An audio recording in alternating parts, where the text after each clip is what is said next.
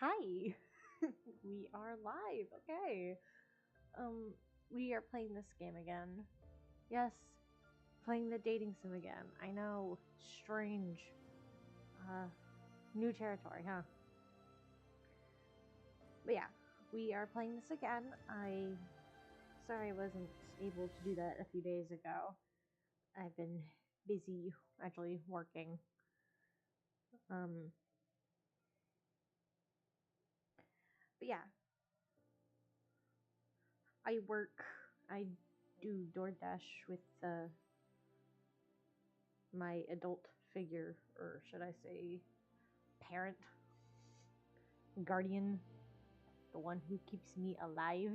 I guess I should say. I'm 22 yet. I still work with her because it's fun. DoorDash is not the best whenever you're alone, especially if it brings you to scary places. Um,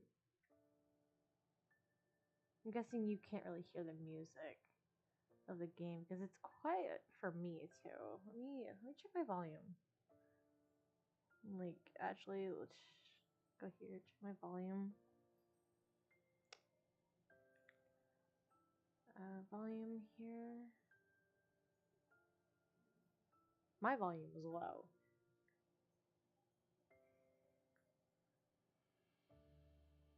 Guessing you guys can't hear it.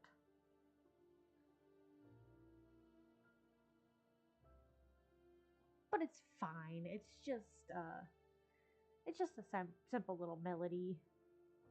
Let's continue from here. So if y'all don't remember, I should move my character over just a little. There we go. So if y'all don't remember, we just got into the part where the party was about to start. The I guess homecoming, not homecoming. That's a dance. Um, let's think. What is it called? Welcome home party. Housewarming. Housewarming party. Yes, that's the name of it. Yeah, the housewarming party. Is my chair? Hold on, I gotta fix my chair. It's doing the weird thing again. I gotta fix that. Um, there we go. There we go. But the housewarming party. Yes, this is where we were in the game. So so this is okay. I backed it up a little bit. This is where we were hanging out with him. 3 hours. The hour of the house party has arrived. In my mind, I kept double and triple checking the essentials for the party. Knowing my dad, he invited his business partners and the executives of the Anderson Company to show me off. Sorry, I was looking at my phone. It flashed. I got water with me this time, so yay! I won't have to stop midway. If you guys hear me gulp, I am very sorry, but I have to do that to keep talking. So we are hopefully doing well. Sorry, I was looking at my phone. It flickered. Anderson Toy Company to show me off like I'm a prize. I stood in front of the mirror in my room, staring at my form as a million thoughts ran through my mind. It was just a housewarming party. I gotta cough, but I want to hold it in until I can mute.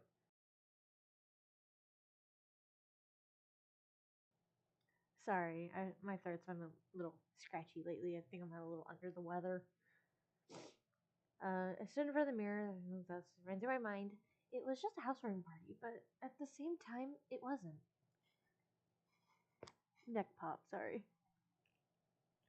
It's creepy when you guys see that. Huh? It was my chance to show my dad that I was better than his expectations.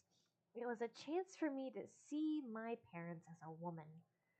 It was my test to see if I really was ready to live on my own.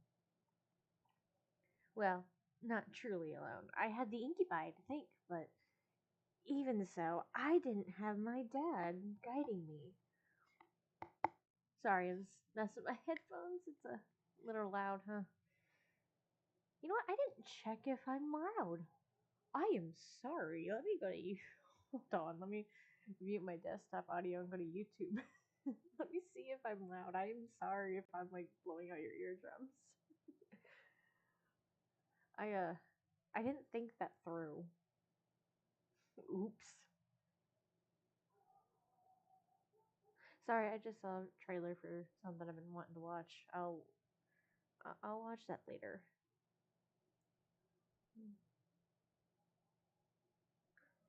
Okay, where is it?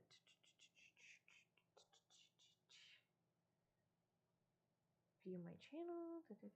Live.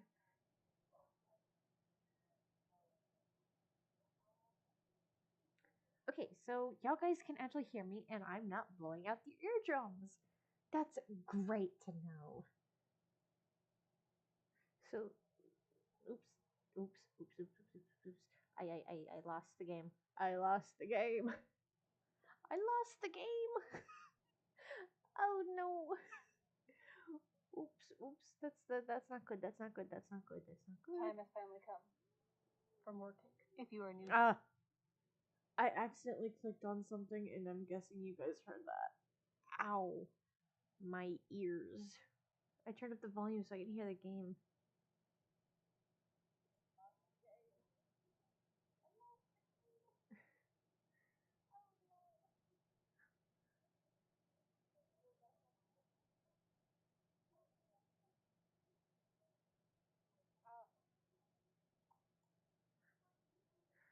I clicked on something wrong. I'm so sorry. I will put this in the background. Now I can open the game. Back up. There we go. From what I could see, it was still up. So that's good. Now we can start this. Alone, I had an incubator thing, but I didn't have my dad guiding me or my mom helping me through living alone. A knock on my door broke my thoughts, surprising me. Who is it? I forgot to unmute the game. Oh, I'm such a scatterbrain today. Who is it? Hey, are you okay in there? Your parents should be here soon, so you should hurry getting ready. Please don't tell me you could hear her voice through my headphones. I hate it when my headphones do that. They get too loud. I'm just gonna do this again to test it. Hey, are you okay in there? Your parents should be here soon, so you should hurry getting ready. Okay, so I had to turn down the volume like mega on my headphones. So if I have to replay things, I'm sorry. Well, I'm ready, but... But what? I'm sure you look fine, Anderson. Just come on out. I'm messing with my headphones, sorry. Alright. As soon as I opened the door to the hall, I watched as Naomi and Suzu's faces turned from smiles to complete awestruck stares. I love Suzu. She kind of reminds me of like a more hip, I guess not hip, a cooler version of Paige from Voltron. I love Voltron. It's one of my favorite shows. Legendary Defenders from Netflix it was taken off of Netflix, sadly. But she kind of reminds me of Paige, like the hair, the eyes, and the color of green. That's just straight up Paige, but I guess delinquent-ish. I guess you could say.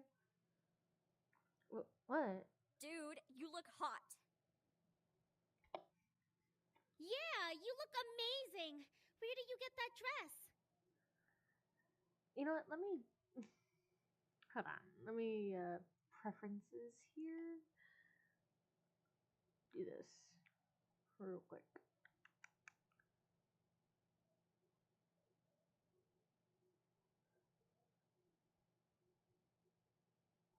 There we go. Back to the game. Every time I click out of the game, it just goes black for me. I'm glad it doesn't for you guys.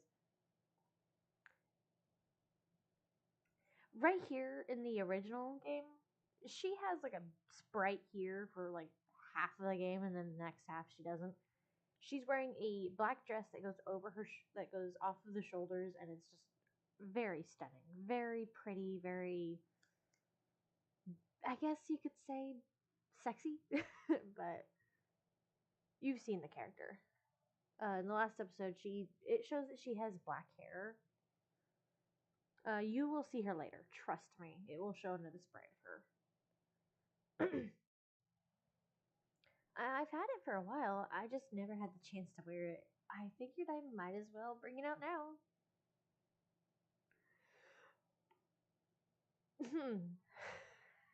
Okay. Give me a second. The boys. James, if y'all don't remember, this is James, Eric, Matthew, Damien, and Sam. This is the one we're going after for the moment because he reminds me so much of someone I actually know. If you know me in real life, you know who I'm talking about, more likely. This one is just, he's my second favorite. 1, 2, 3, 4, and 5. This one, I don't like him because he's just too, how do I put it? Too quiet, too plain, you know? I want a guy that can yap. If you can yap, it means we both have a lot to talk about. Why does my character keep looking that way? There we go. So I stepped out of my room and closed my bedroom door behind me. As I walked down the hall to the grand lobby, the incubi stood waiting for me at the bottom, all dressed to the nines as proper servants. I need to lock my door. Give me a second. I just don't want someone walking in and me not realizing.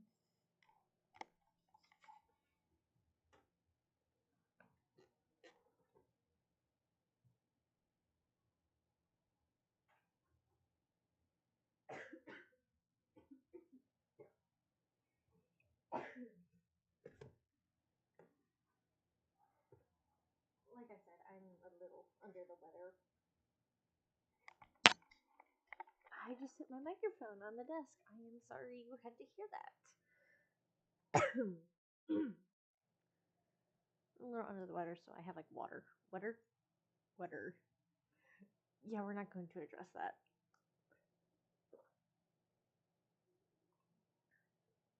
They're dressed as proper servants.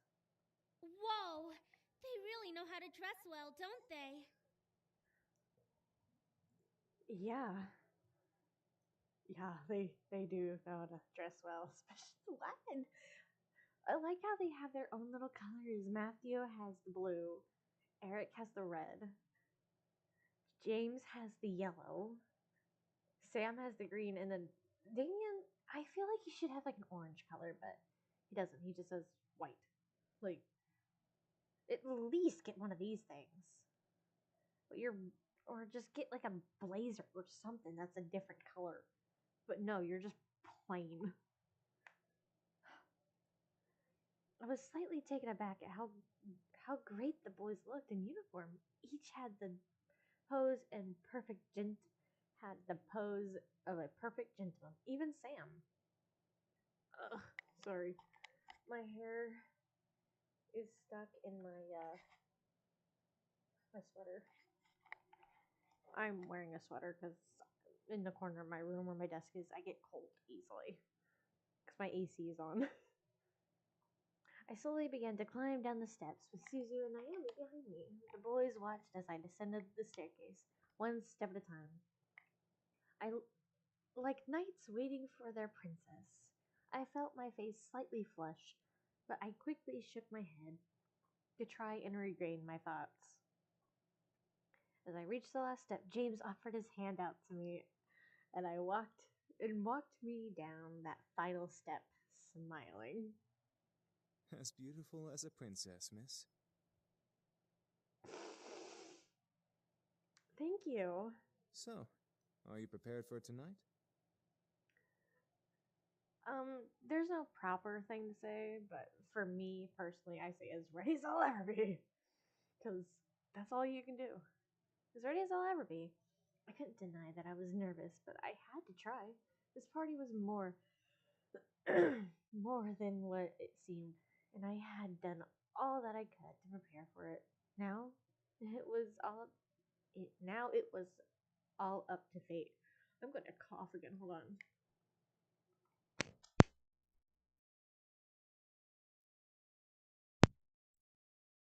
You just click on my muting on my headphones, right? Yeah.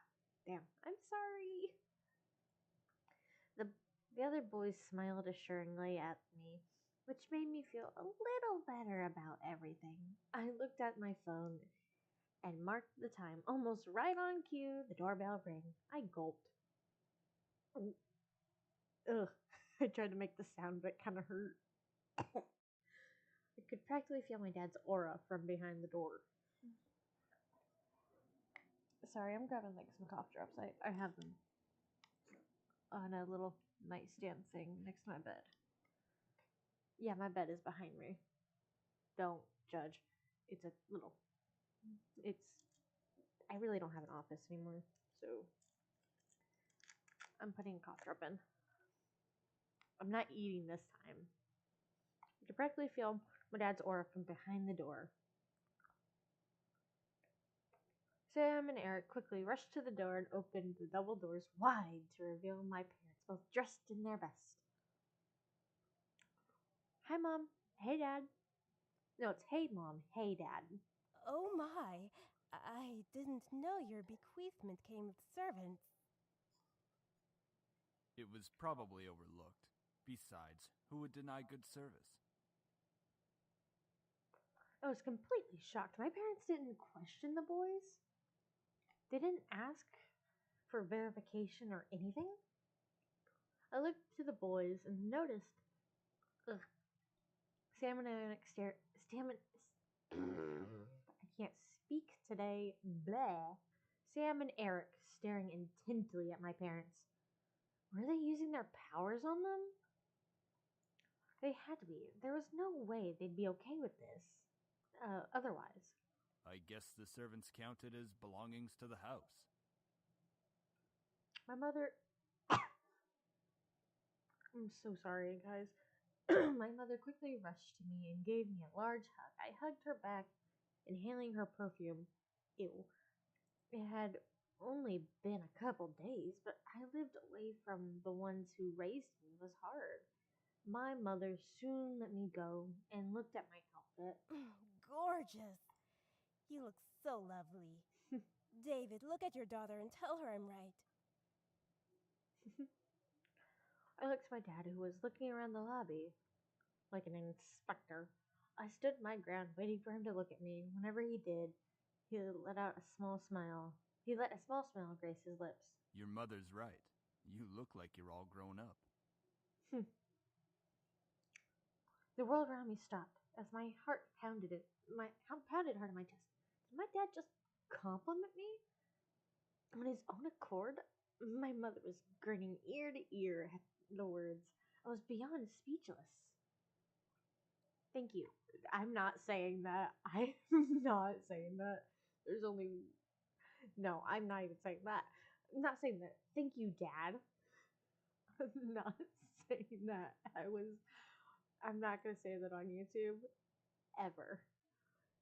However, his cold face quickly returned as he began to look around once again. I assume that you're ready, then, to impress the rest of the guests, correct? What do you mean? The entire board from Anderson Toys is coming tonight. Even the vice chairman's son will be coming. All of them will be measuring your potential. My potential? To become CEO of the company. I knew it. Something was off about tonight, and how this party had become much more than I anticipated. I gulped silently, but I nodded in response. I looked to the incubi, but they were continuing to be servants for my father's approval. The thing is, when parties for a company like that, it usually takes forever. Like, it's months in advance because people have to clear the schedule. Stuff like this can't happen on a dime. That's the weird part. I looked behind me and saw Naomi and Susie raise their thumbs at me for encouragement.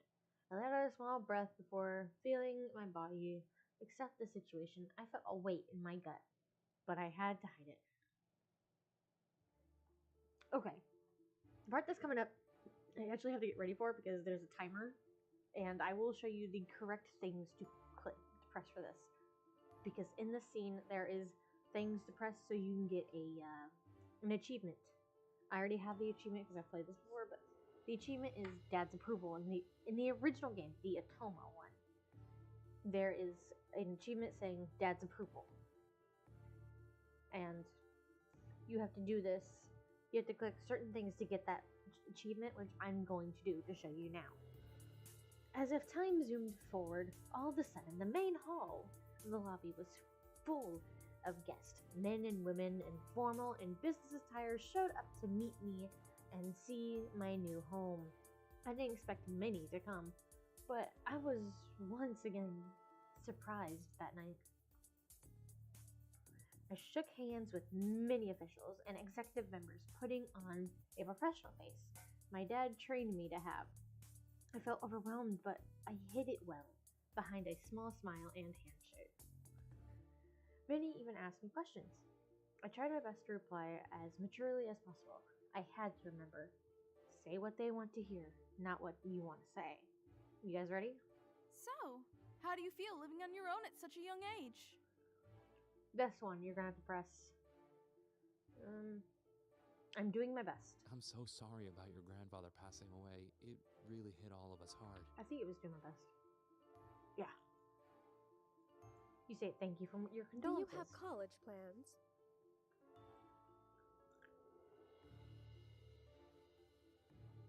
There's a possibility. I think I got it wrong. Fuck, dude. Yeah, I got it wrong. Sorry. It's been a while. I feel like there was questions come up one after another. It was tough to answer some of them because they weren't about me. They were about the company. Sorry if I got some of them wrong. Hopefully I can put it down later. What do you think will happen with the company now that your grandfather has passed? This one I know exactly. It will get back on track soon. What do you think of the philanthropic policy the company has? I don't know what the fuck that means, but I know what to say. Both reflects my own values, so I personally think it's Do you great. think the company should expand from just toys? This one, I know this one. It's a possibility. Eventually the questions stopped, and I was back to being myself. Naomi and Suzu were mingling in the crowd, and the incubi were doing their jobs, so I was all alone in the room, full of strangers. It was unnerving to think about, but at least I wasn't being questioned left and right anymore. Suddenly, though, my mom pushed her way through the crowd to me, bringing along someone I didn't know. Honey, I'd like to introduce you to someone. This kind gentleman is the son of the vice chairman. I will tell you now, he is also a love interest in this game. It's quite convoluted how you get him. I have never gone for him personally. I never gone for the girls personally. I am pan, but I'm not this hardcore gamer where I will play this hardcore dating simmer, I guess you'd call it, where I would do everything in my power to get every character. That is a plan way into the future. Not anytime soon. But there is a way to get him. I found one of them on accident one time because I was just exploring routes for fun. And I found it slightly, so let's continue. With my mom stood a man who looked only a couple years older than me. He smiled and held out his hand to me, slightly asking for my hand. Hi, I'm Andrew Lewis. It's a pleasure to meet you, Miss Anderson. And you place your hand on his. That's the good thing to do. Even if you're not in game, it's a human thing to do. As I placed my hand on his, he raised it to his lips and kissed over my knuckles. I felt my face burn slightly at the gesture. Andrew smiled at me before releasing my hand. I'm honored to be invited here. Is that why the other one didn't have the orange? Because she has it. My mother smiled at both of us, which made me slightly concerned. Why was she excited to introduce me to Andrew? So, She's trying to set you up. you organized this party very well, Miss Anderson. Your mom is trying to set you up, girl. And then you say, thank you. You're welcome. Praise is very much deserved. You're a nice boy. I like your hair. Andrew then chuckled nervously, bringing a soft fist to his lips. Bringing a soft fist to his lips to cover his laugh properly before smiling at me. Do you mean like covering your mouth with your hand slightly? You know how girls do, like, tee-hee. I'm covering my mouth because I'm so tiny and cute.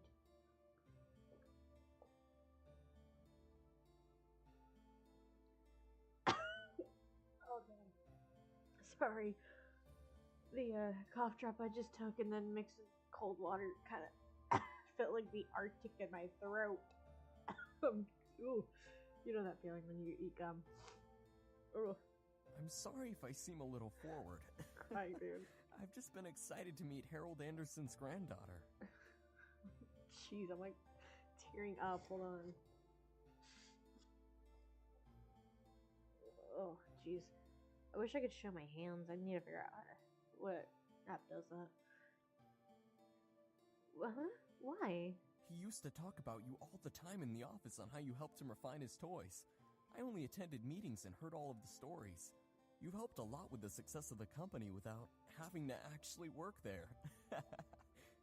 You got a nice voice. I like you. Oh, wow. I didn't think he talked about me. My glasses. Hold on, my glasses are smudged. I need to grab something because I can't read if I can't see.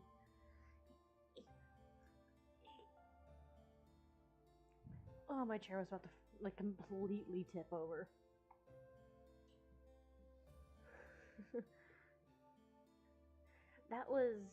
That would explain everyone's fascination with me and their rather personal questions. Sorry, I gotta like clean my glasses. There's a smudge on them. My face is slightly oily.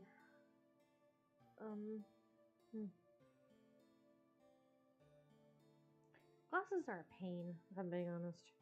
I would rather have contacts, but good thing about glasses is you could just take them off and not see whoever's bothering you.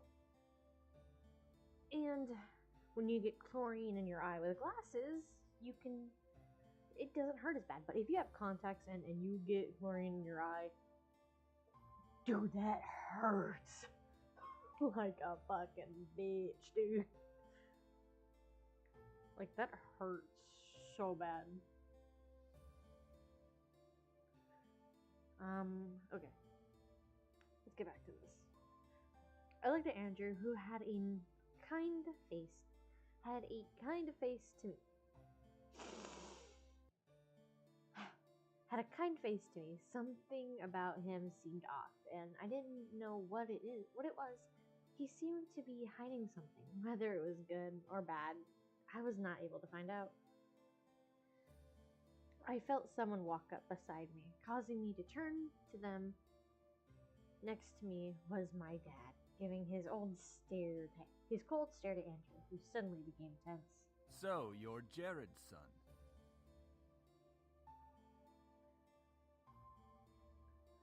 Andrew's body twitched slightly. Oh, hello. Someone in chat said hello. Andrew's body twitched slightly, whether it was fear or insult. Andrew locked eyes with my father. I couldn't help but feel the tension between them. It irked me how fragile the air had become, enough to break it the wrong way. He looked so scared. Oh, that's how my fiance was whenever he was my boyfriend and he came to a party. I think that was him on the inside because everyone was like telling him that they'd do a lot of horrible things to him if he hurt me. Well, now he's my fiance, so screw you guys. But thanks. They were all my sister's friends. I don't have an older brother. I have an older sister. I do have an older brother, but we're not really that close, and we never lived together. So half brother. But my sister, my older sister, half sister, but I've known her my entire life. I've been with her my entire life, so she's my actual sister. She had a lot of guy friends, and they would act like older brothers. But yeah, this is a guy being intimidated by his girlfriend's like family or cousins. This is just their face. You're the one who wants to be the next CEO of the Anderson Company. Well, I stared at Andrew. This guy wanted to take my grandfather's place as CEO. I thought the vice chairman wanted the position. David, leave the poor boy alone. I'm merely testing the boy's conversational skills. You're interrogating Nothing wrong him. with that. You're interrogating him. of course not, sir. And polite as well. Interesting. If you'll excuse me. Oh, poor boy's running away. Quickly, Andrew retreated away from the family into the crowd of people. Okay, if you wanted to go for him, you would follow him. But since we're going for one of the boys, we're gonna stay put. This is important if you want to be with one of the boys. It's stay put. I watched as he disappeared into the crowd towards the back of the house. I was worried, but I gave him his space. He obviously needed it. Okay, so one thing. You can still get with one of the guys if you follow him, but you don't get the true ending. You get an ending, you just don't get the true ending. He obviously needs it. He's not CEO material. That's because you practically interrogated the young man. Me as a wife. A little questioning shouldn't have bothered him. He's obviously not ready for any title in our company. I bit my tongue. I didn't want to make a scene with my dad. One wrong word and he'd lecture me in front of everyone. That's not something that I wanted at my housewarming party. I'm cold. So cold. I am so sorry, you guys.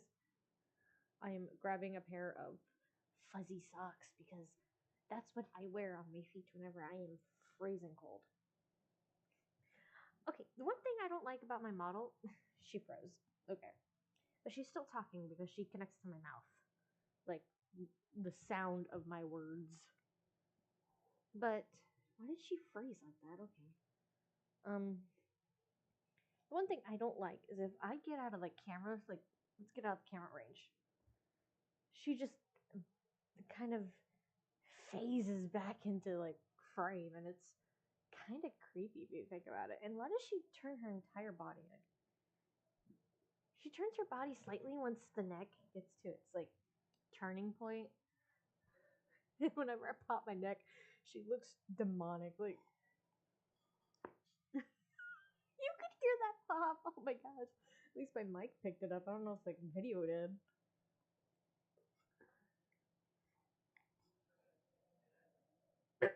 Not something I wanted at my house. Sorry, I went on a rant. I let out a sigh before looking at the clock. It was getting close to midnight, meaning the house party was going to end soon. I lowered my gaze out the window and saw a limo pull up. Uh-huh? Whose limo is that? Oh, that must be Lewis's car. Lewis's. Oh, wow. Sorry, I'm not on chapstick. My lips are chapped as fuck. I'll go get him. Stay with your father so you can escort your guests out together. Yes, Mom. My mother left my dad and me to slowly escort the guests out. My dad held his simple smile as he thanked each person for coming. I did the same. Andrew quickly passed the doors before I could speak. Eventually, only Suzu, Naomi, my parents, and the incubi were left. Do not get used to that boy, Andrew, because he's no longer showing up. At least in my playthrough, because I ain't going after him. So don't get used to his charming smile. Get used to the incubi. You'll see a lot more of them. My dad suddenly walked over and placed a hand over my shoulder with a smile. I stared at him. A wave of confusion washed over my face. What? You did good tonight. I'm proud. I did get everything right. So this was okay. I did get everything right. Okay, so if you followed it would say, you got the achievement. Yay. Let's save here real quick. Just in case. oh, thank you, Dad. Keep it up, and you'll be a good CEO. Seriously? CEO? You want me to be the CEO? I ain't being the CEO. I'm not gonna be the CEO. Oh, right. All right. Your mother and I have to leave. I'm sure Naomi and Suzu need to leave as well. Just because it's Saturday doesn't mean you should stay up all night. It's my home, bitch. I could have them spend the night if I want. Right. Thanks for having us. It was a great party. We'll come visit tomorrow or something. All right? Right. See ya. Good night, sweetie. Come visit us soon. Will do. All four of my remaining guests left the building. All but my dad, waving back to me. With the last of my guests alone, I sighed and sat on the staircase exhausted. I'd expect them to like fucking rip off their ties or some shit. He would rip off his tie in that thing and just be like, ugh. You know how dads do when they get home from work? They just take off their work outfit, mostly eat dinner, and just sit on the couch and just slump there watching TV or whatever they do. I can expect Sam to do that. Or go, like, train or something. Phew, that was tiring. It's not like you had to do any work, though. I love his voice actor. Give her a break, man. She was getting interrogated left and right. Thank you, Max. Matthew, why did I call you Max? Max is the character I made up. Motherfucker, I made a character named Max, like for one of my other characters named Raven. A different model you'll see. And I made a character for her brother named Max, has jet black hair and emerald green eyes. So it's like his eye color, his hair, but jet black. And is, god damn it, I realize a lot of characters I make are inspired by like a lot of characters from a lot of things I enjoy. God damn, my cheeks hurt from smiling. I don't need to smile for you guys, but my thing doesn't really respond to my face that well because I have resting bitch face. So I have toggles. Smile. That was angry, happy, sad, and surprised. When she's like this, I blink and her eyes go into her cheeks. I need to fix that later on. And this is neutral. She handled herself the best she could. As expected, princess. Don't call me princess. Since you're exhausted, why not head to bed? We can clean up. I love Sam and his voice. Hush, Sam. Are you sure? Sorry, gulping water. Are you sure? Positive. It shouldn't take long. Yeah, you guys have magic. I wish I could have you guys help me clean up my room. Ho ho ho! It didn't take long to find you little shits after all. My throat just made a sound. I don't know if you heard that. This guy is kind of cute. I'm going to be honest. He is kind of adorable, yet very menacing. I felt a hot shudder run down my spine. If you remember him from the first episode, he was the random voice yelling at them. The voice from my dreams echoed through the air, and her dreams. I forgot about that. I looked around, panicked alongside the incubi. James placed a hand on my shoulder, trying to remain calm. Don't worry. No one will hurt you. Are you sure? Are you really sure? The rasp of his voice is awesome. You gotta love the raspy voices. Kind of like Corpse. All of us shot our heads towards the door, finally pinning down the direction of the voice.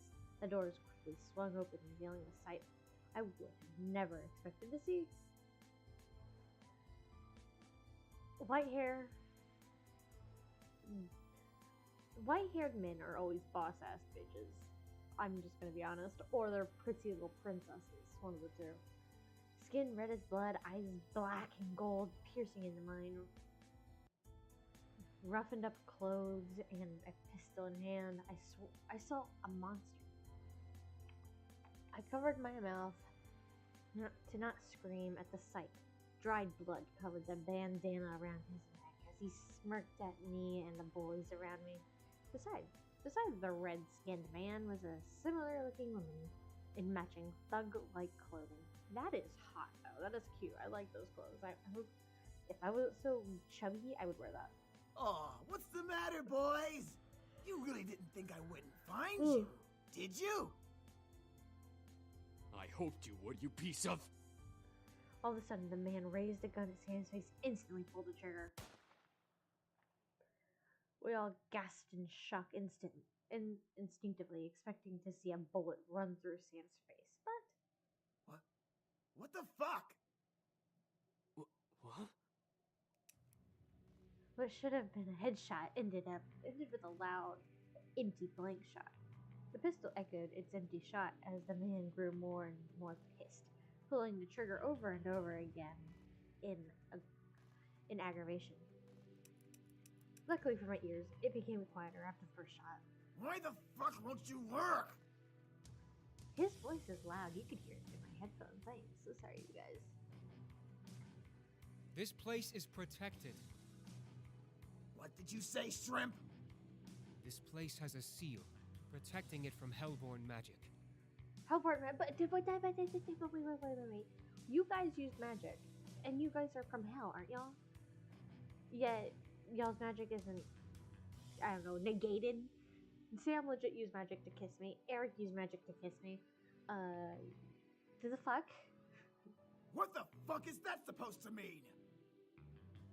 Ah! The man growled and threw his gun at Sam, who was able to dodge it in time. The pistol bounced off the ground a couple times, sliding further away, hitting the wall. In a final stop, as it stopped moving, the gun faded into black flames and disappeared into the air. The previous owner had this place protected by magic, Malix. Malix. That's a good name. I like it. Malix, that was his name. His existence resonated in my memory from the dream I had. However, I looked to Matthew in the same confusion as Malix did. This place is protected by magic. It would seem that your grandfather had some sort of protected barrier around this house. From the looks of it, it only disables Hellborn magic. Huh. Malix's face grew to the extreme anger, his fist tightening as if he was crushing a stress ball. My fingers are cold. Then what's stopping me from dragging your asses out and shooting you then? Jeez, he gets so loud you can hear him outside my headphones. He's an angry guy. Out of pure instinct, I stepped forward and placed myself between Malix and the boys with no power. Malix wasn't going to fight. I took that chance to stand up to him instead of being powerless like I was in the dream. Fuck off. Malix. Okay, that's an achievement too. If you say fuck off and duck, you can. There's a way to fight him. I just don't remember all of it, but I like this part. I like doing it. Fuck off. And Malix suddenly laughed wildly, staring at me in disbelief. Whoa! Who let the bitch out of her cage? What is this? A reverse harem or something?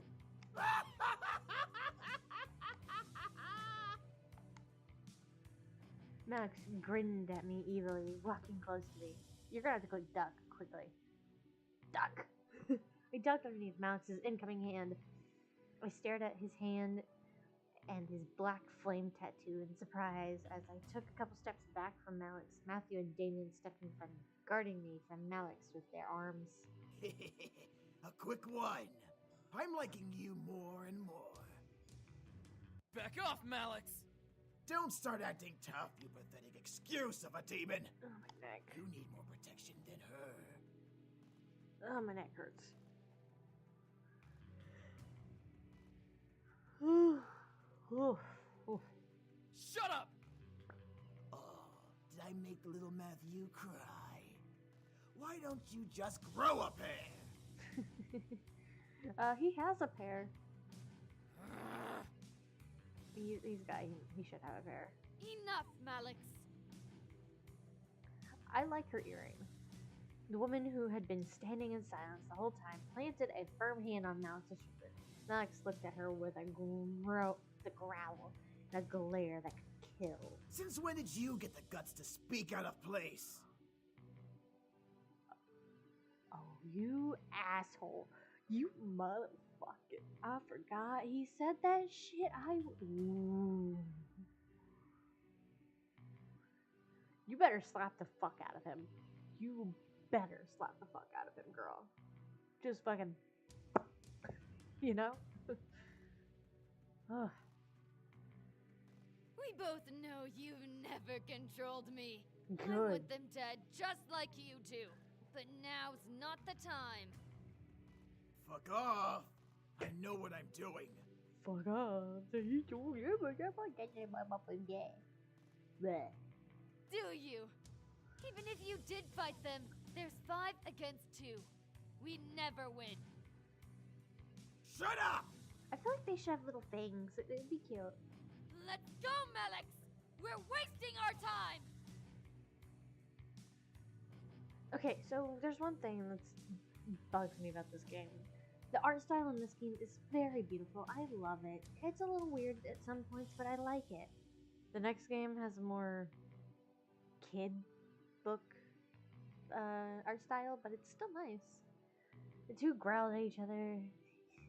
If they could have used their magic, I could sense that fire would glow from under their feet.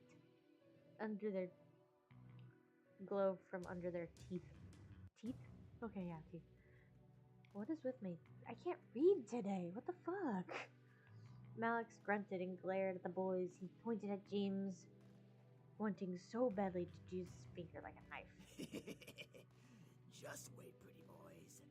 We'll get you and fuck you up real good.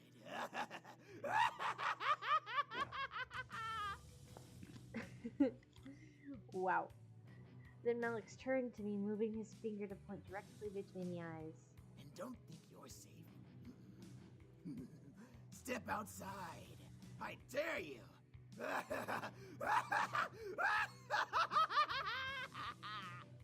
You can slightly hear him in my microphone, but it's because he's maniacal. With that, Malix and the woman walked out of the mansion. The doors closed behind them, leaving the boys and I alone once again. I felt my knees give out under me, forcing the boys to quickly turn to catch me. Whoa, whoa! Are you alright? He's worried. We're saving after that. Yeah, why was he here? He's been closely tracking us. Our blood trail from the forest must have led him here. Oh, thanks. Should have stopped him and finished it here. For once, Matthew, I agree with you. I stood up and rubbed my arms, feeling the goosebumps Malix left behind on me. I couldn't stop myself from shivering in fear of his words. Malix, was he a demon? That son of a bitch is not a demon. He's a devil. There's a difference? A devil? There's a difference? Yes. Demons come from a different plane of existence called the Abyssal Planes. Devils, however, come from one of the 7 circles of a place humans know as hell. Despite us not being human, we are very different creatures. We actually have brains, for one. Devils always like to cause trouble and try to kill or torture others for their own enjoyment. Demons, like us, know when to use our powers and when not to. We're not stupid. Cough drop. Devils follow orders from higher-ups in their order, and their power only comes from their connection to hell. Demons all have free wills and don't rely on where they came from to use their powers. This was so confusing. Demons and devils and magic all existed, and I happened to land in the middle of it. What do we do? You're safe. You've been protected as well. What? What Damien's saying is that the magic that protects this place also protects you. Your grandfather must have cast it when you last saw him or something of that nature. We can sense its aura around your body. I couldn't believe my ears. Why are you quiet? I couldn't believe my ears. It was the third day of surprises, and this one took the cake. And being the most surprising, I felt my head spin once again. There's something in my eye.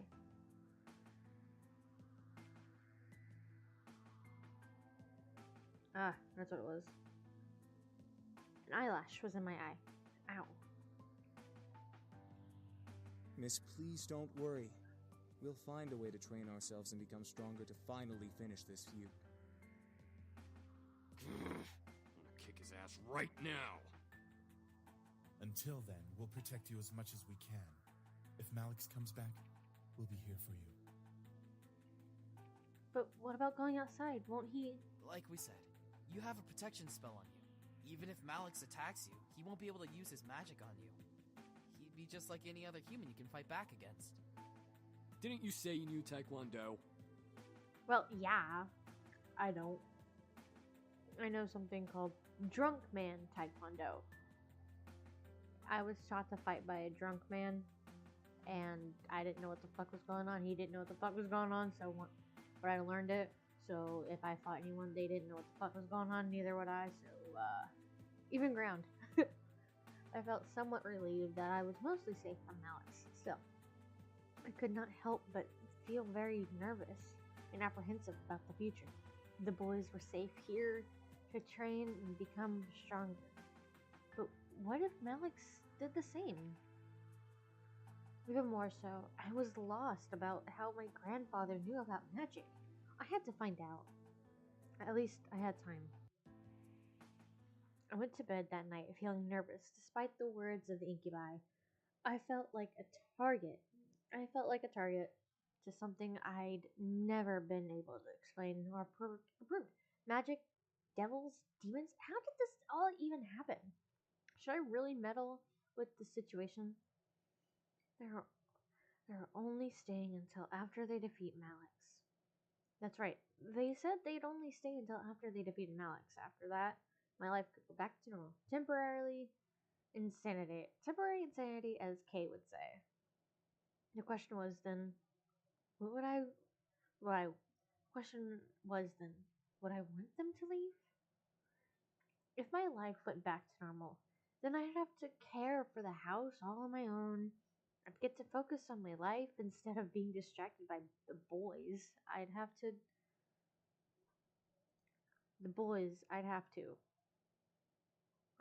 Oh, right. Yes, she'd have to do everything. My life. Where was my life going anyway? It was under pressure from my parents with only my friends and the boys to comfort me. Without the boys, I'd have no way to hide from my responsibilities. Sorry, cough drop. Enough. Let's just sleep and deal with tomorrow when it comes. Defeating my sense of thought. I forced myself to sleep, unsure of what tomorrow had planned for me. Hopefully, whatever the future had for me, I would be ready for it. I'd be ready for it. I promise to be with you forever. You're so important to me. I swear I'll give my life to you. Please, let me love you. I'll be by your side, always. I can't imagine living without you. I want to be with you. I love you. If you couldn't tell, those are the voices of all the characters. The first two were Suzu and Naomi, and then the boys. The last one, that one was Sam. I don't know why he had two lines in that time, but he did. I slowly opened my eyes, letting the voices of my dreams echo in my head and forced me awake. I rubbed my eyes before sitting up and looking at my clock. 7 a.m.? Why am I up so early? Yeah, why the fuck are you up at 7? I have no room to talk. I usually go to bed around 6, maybe sometimes 7, depending on the day. I fell back onto the bed and closed my eyes, trying to go back to sleep. However, something kept me awake. Why? It's too early to be alive. I gave up and sat up, staring at the fireplace across from my bed. A sigh escaped from between my lips before I threw my legs over the side of my bed. What to do at 7 a.m. in the morning? You have a fireplace in your fucking room? I used to put on a fire on my TV. Like, one of those videos that last like hours on end. And play that to go to bed. So if you have a real fire, turn that bitch on. You're gonna get the best sleep in your life. That and magnesium. You put the fire, you get magnesium, and you put like a small, like very quiet songs. Like a song, like the game has a song going on right now. It's very quiet, very soft. If you have that going, fireplace, that music, and magnesium, you are out. You will be asleep. Wow, it's almost been an hour. So, usually in my first ever playthrough, I would make some coffee because I love coffee. But exploring the house will give you some intel, so let's explore the house. I decided it was a good idea to wander around the house. I never really explored it much as a child, so there was bound to be a new surprise. Well, come on, feet. Let's go on an adventure. I stood up and exited my room, hoping that the boys were still asleep. I began to wander the halls on my end of the house, opening each door to find what room each door led to. Yeah. Opened each door to find what room each door led to. Okay, that's so it wasn't. Tell me, is that weird or is that just me? Quickly, I found an old office. A desk and a chair sat by the far side of the large bookshelf. If I remember correctly, there was a little video on YouTube of in this office where they were playing 5 Nights at Freddy's on a computer. I don't know if that was like a fan made thing or just a little snippet. It could have been in the DLC that I did not get. The DLC was called One More Day for the Atomo. Although that could be the extras in this game. Because I got the full story, the complete story. This is the complete story. The first game was completely free. The second game cost money. I bought it on my iPad. Like on my phone and iPad, but I never bought it on Steam. But whenever I found out there was a complete story with extra, I was like, take my fucking money. Once I got the money, I was like, fuck you, I'm getting it. I don't care who says what. And then my fiance found my playtime on one of them. I don't remember which one, and it was hours. But luckily, he decided to focus on my Night in the Woods playtime, which, if I may tell you what it is, let me go look. My Night in the Woods playtime. Oh, what is it? And there it is. I can't see my playtime because I went offline. Let's go online for just a second. 17.5 hours for Night in the Woods. I played it a few times. Oh no, it says I'm online. Go offline. Please go offline. People are gonna see I'm playing this game. Eee. Oops. Give me like a second. Not preferences. Save. Let's save here. Back. Main menu. Yes. Give me 1 minute to do this.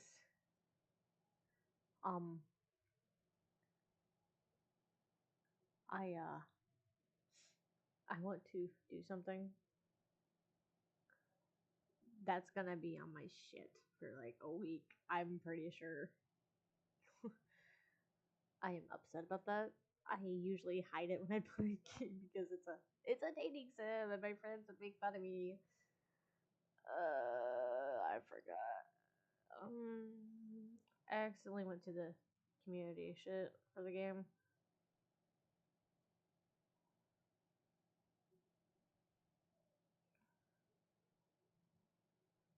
Okay.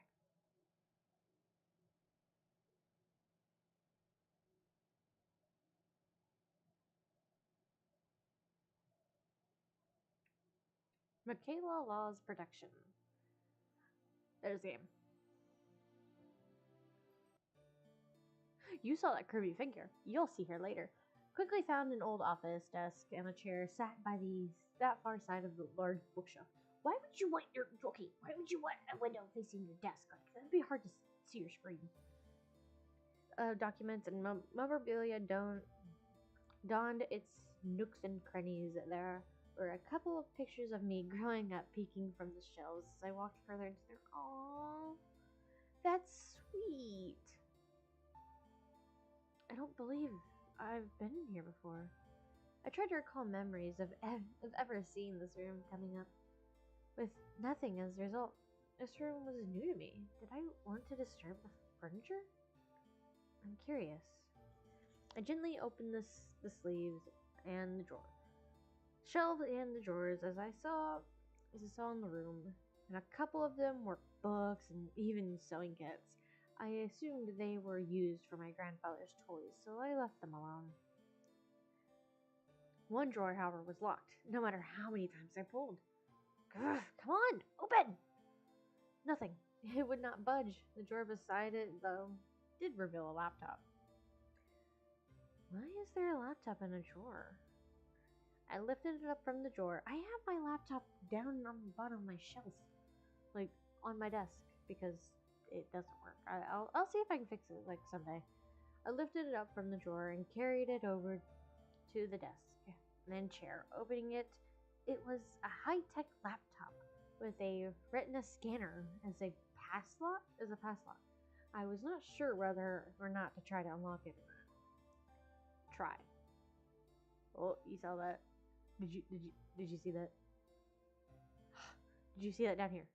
Sorry, I hate whenever I go off the screen and go into the here, like, my mouse goes in a completely different direction because it's a big difference.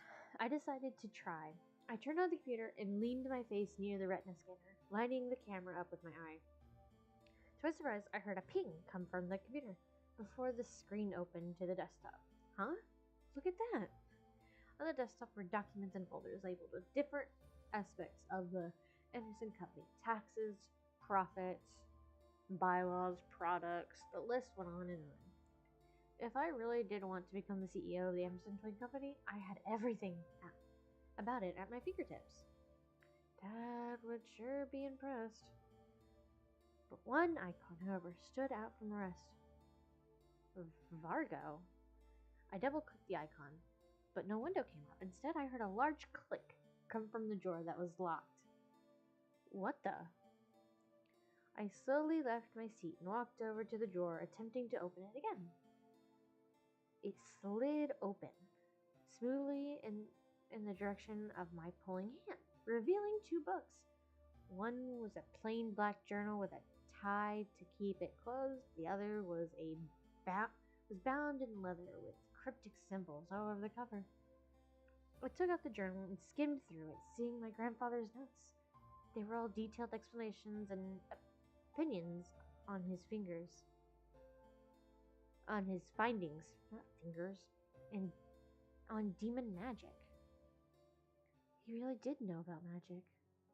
I sat down at the desk and read through the journal further, finding drawings and sketches of symbols and magic circles, each with their own different meaning and effects. It was all fascinating. There was even a page of important spells to know. I read through them, trying to memorize them into my mind. I didn't know what came over me, but I started to feel more energetic and more powerful simply reading my grandfather's notes. I was suddenly aware of the energy that surrounded my body and the power that was around the house. The more I read, the more powerful I became.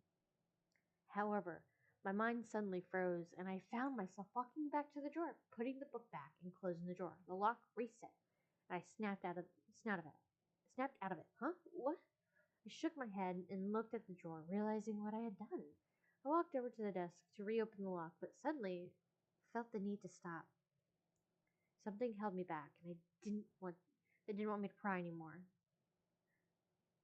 That I already had. Pray any more than I already had. I was curious beyond belief, but I obeyed my thoughts for now. Eventually, I would come back and look into it. My jaw's hurting from talking so much.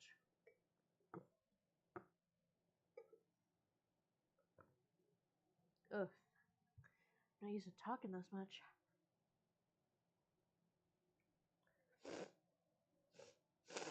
Sorry, my nose is all stuffed.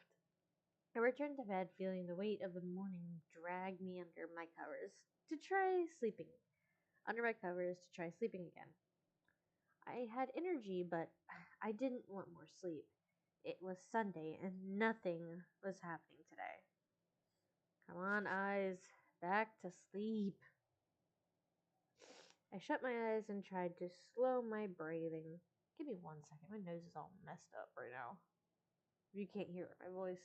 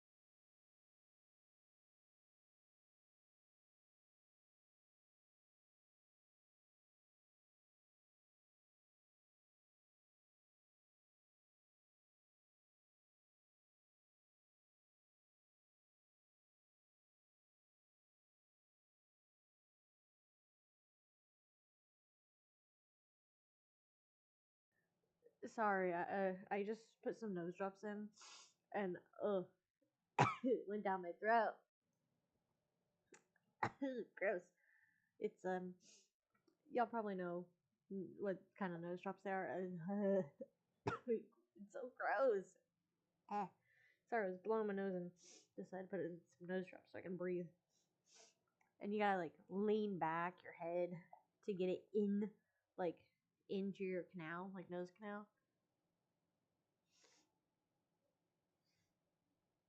Ugh.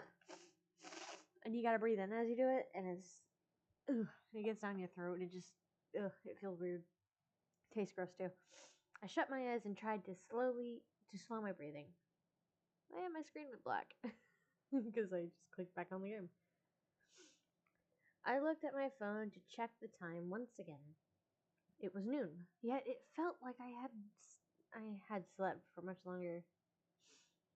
Why is time going so slow? I sighed, got changed into normal clothes, and went out of the main hall and sat on the stairs. Sunday was very boring. Why would you change out of your clothes if you're just gonna stay home? Stay in your fucking pajamas. However, the muffled sounds of battle caught my attention. Huh?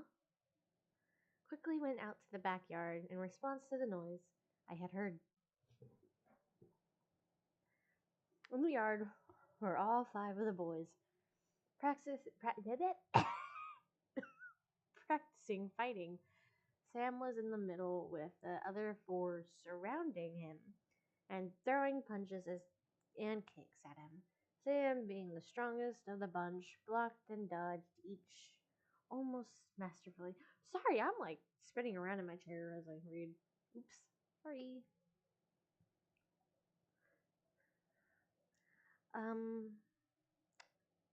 Should I disturb them? It really doesn't matter. But yes, I'm going to disturb them.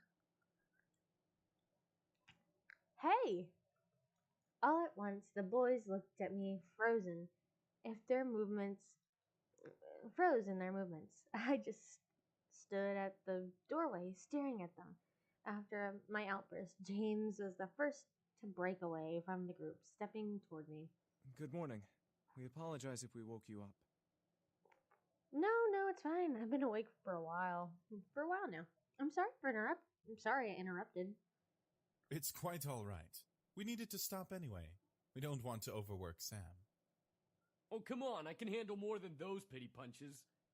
He sounds like he was like almost out of breath reading that. Your mind seems grateful that we've stopped. Shut up, Damien. Just shut up, bro. Brothers. I wish I had one. Oh, crap. We should probably make some lunch. I'm sure you're starving. I can handle lunch for if you like. You all seem to be very busy training to beat Malix. I'll take care of it today. Whoa, seriously? Yeah, why not? I'm not useless. I know how to cook and do other stuff too.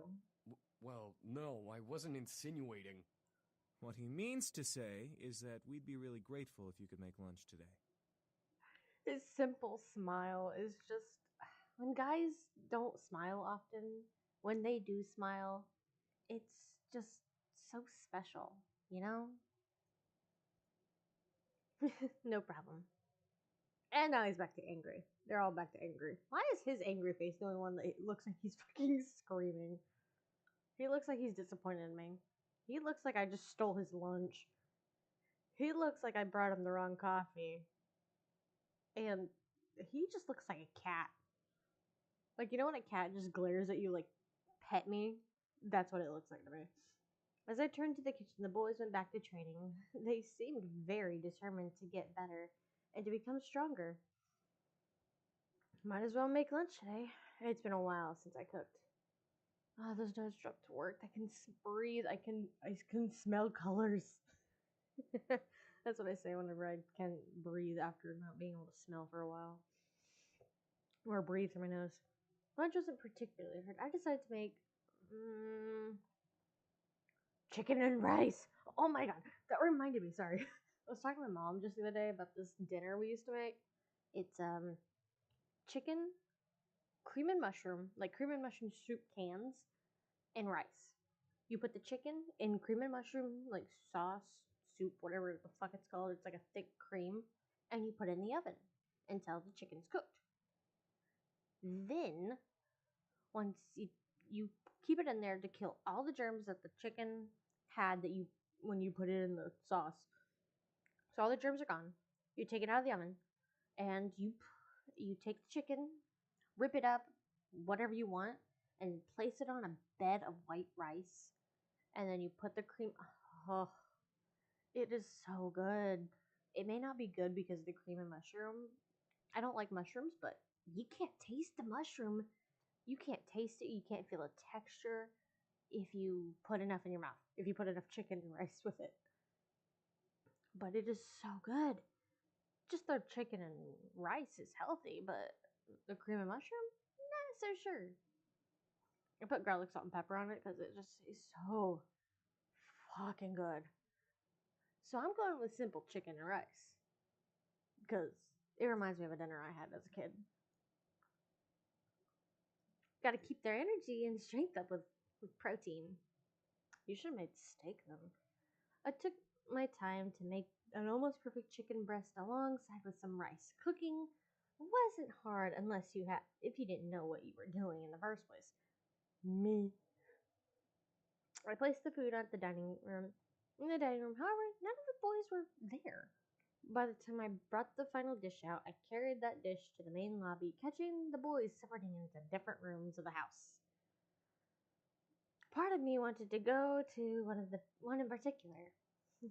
The other part of me wanted just to leave them to the other part of me wanted to just leave them be and take the food in my hand to my room and eat.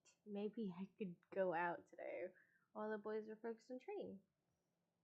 Okay, sorry, I just thought of something, like, it's making me smile. This is where you finally decide if you actually want to go with one of the boys or you just want to go off and do your own thing and not be with one of them. We're going for Sam, so find one of the incubi. I quickly rushed back and grabbed a second food dish before hunting down one of the boys. And this was always determined by which boy you chose, or which boy you've been hanging out with the most. Since I've been hanging out with Sam, helping him in the yard and stuff, that is the main decision what chooses this. Sorry, I almost burped. I looked down each hall, trying to find one of the incubi, wandering so that I wouldn't have to go through each individual room finding them. I pursed my lip in irritation. Where the heck are they? I sighed, knowing that I would have to search for them in each room. I turned to head down the west hall before I suddenly bumped into an opening door face first. Doors should open inward, but okay. Ugh. Whoa! What the? I quickly stepped back, regaining my balance on my feet. And with the food in my hand, the last thing I wanted was food on the floor. I shook my head and looked up to see Sam looking at me from behind the door in surprise. Being that I only saw his face, he was wet, so I assumed that door had led to a bathroom he was exiting from. Oh, crap. Are you alright? Yeah, I brought food. What the hell? Why did I say that? I shook my head and acted like I knew what I said. Sam raised an eyebrow before looking at the food I brought. Oh, hey. Thanks.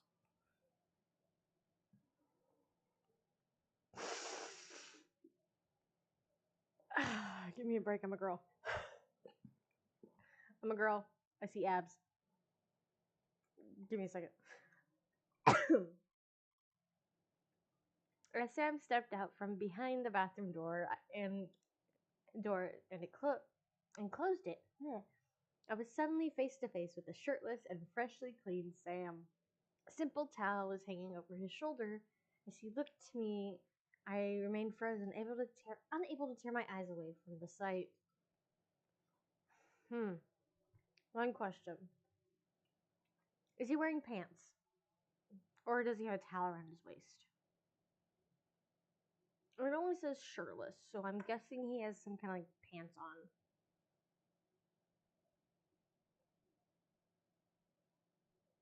Damn, he was ripped. This thing's in the way. You can't see if he's actually ripped or not. It doesn't look like he's wearing pants. I looked down here for like a second.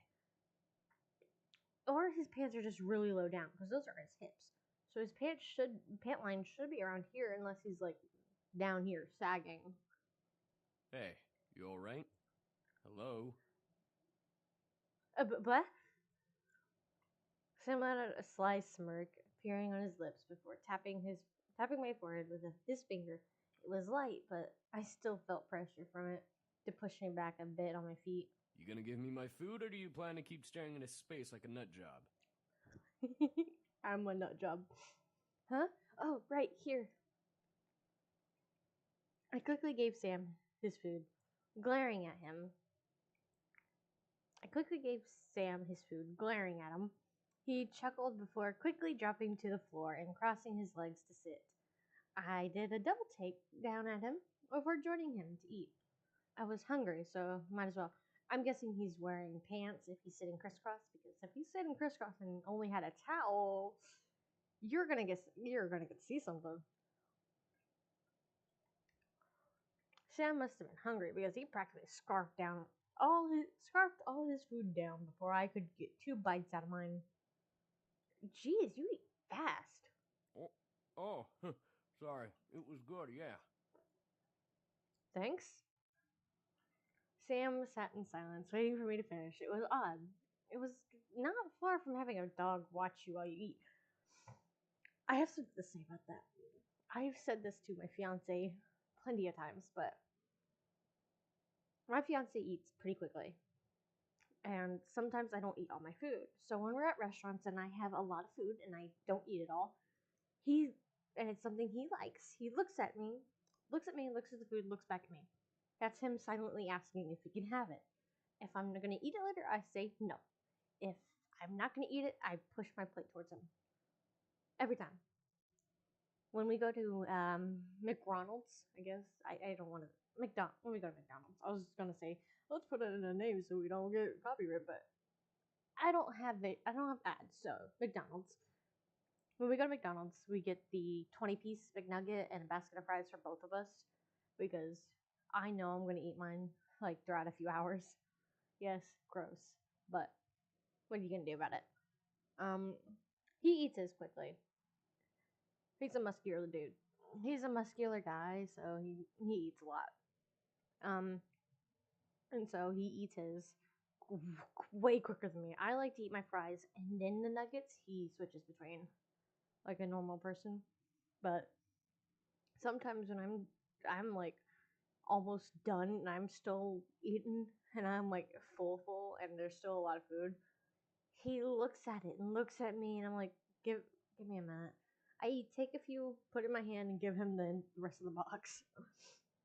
This is how it feels. It's like that's how it feels. It's having a dog stare at you with your food. That's how it feels to have a boyfriend or fiance. They will wait until you're done and ask you for your food in a way that won't make you mad. Like, they know how to ask you after they get to know you very well. Because he knows not to just reach out and grab my food without asking. That's how I almost stabbed my sister. I came out of surgery and I wasn't allowed to eat for like a day straight. Almost 2 days. Almost 2 days of no food. Only having like what's it called? The orange melon. I can't think of it. Cantaloupe. Only like 2 pieces of cantaloupe in like a 2-day span. Because I was there early morning one morning and stayed there the entire day until they found out, oh, they're going to do surgery. Gallbladder, if you're curious. And then when I got out of surgery, my sister was like, ooh, can I? My brain was like, this bitch, I was about to stab her with my plastic fork. Then she said the edible flower, and I'm like, yes, you can have the edible flower. My mom took the thing off the plate in the hospital, and I'm like, my brain's like, if this bitch steals my food, I will not hesitate to stab a bitch. You do not mess with my food when I'm hungry. I was like 2 days of no food. I was about to stab a bitch.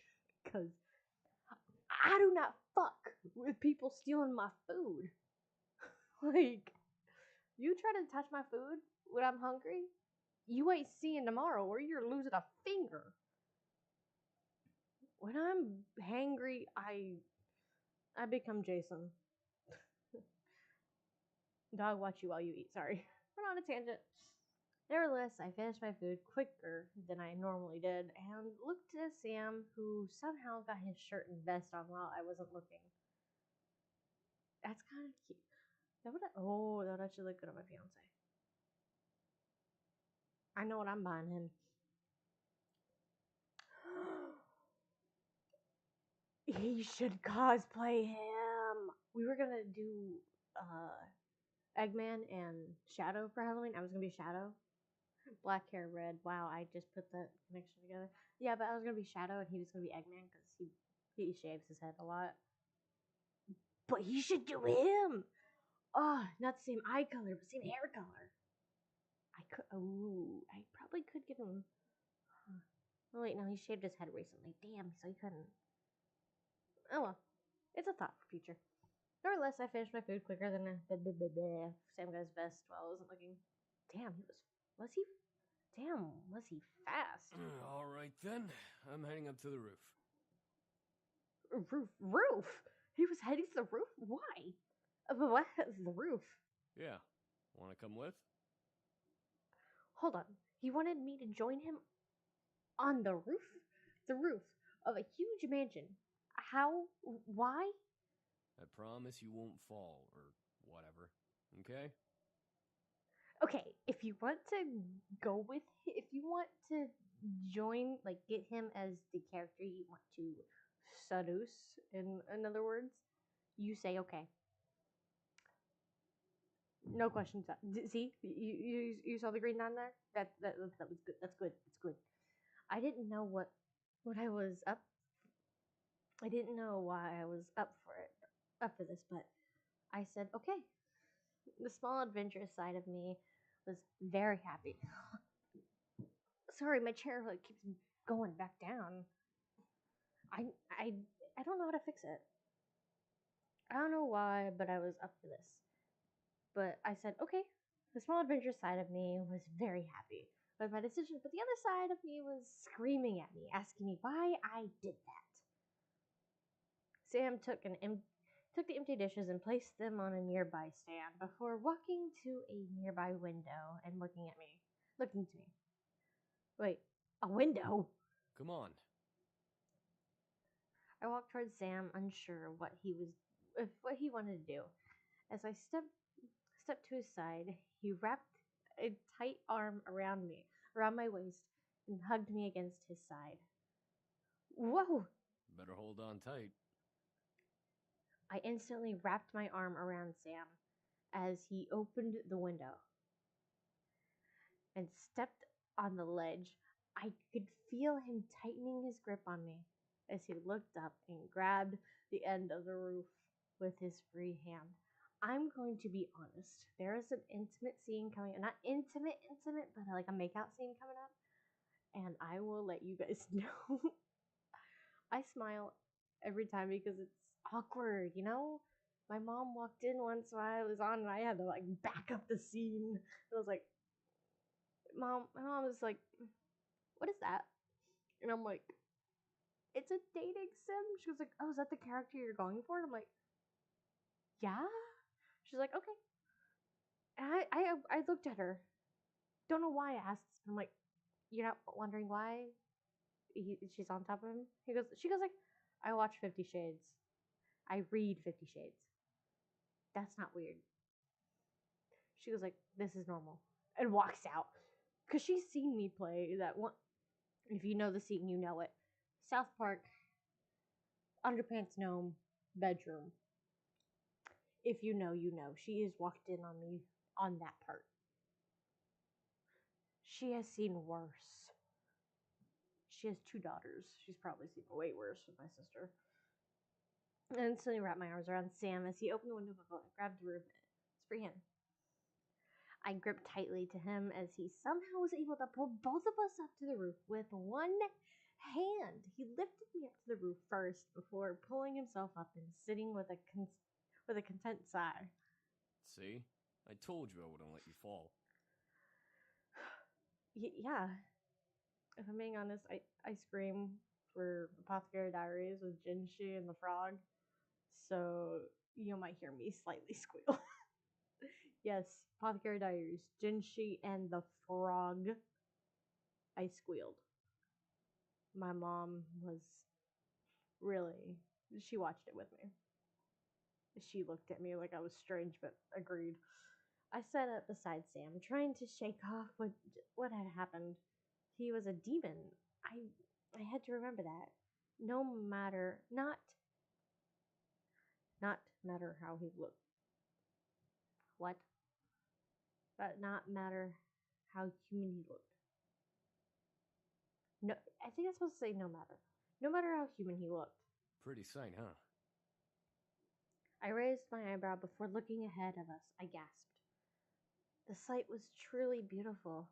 The estate was settled on a high hill, so the view I saw made me feel like I was flying.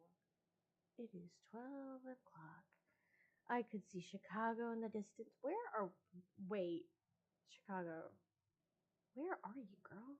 Chicago in the distance, surrounded by the forest of the suburbs, like the one I reside in. Something about the sight took my breath away.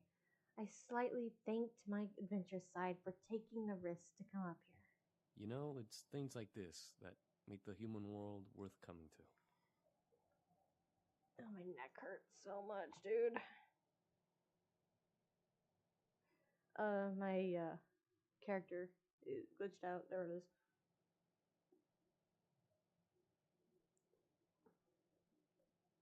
I turned to Sam at his statement, unsure of what he meant. He kept his eyes to the view, but I could see very soft amusement in his eyes. What do you mean? I'm not like my brothers. I didn't come to get away from anything or to fulfill something. Whatever they may tell you their reasons were. I came because, well, they're my brothers.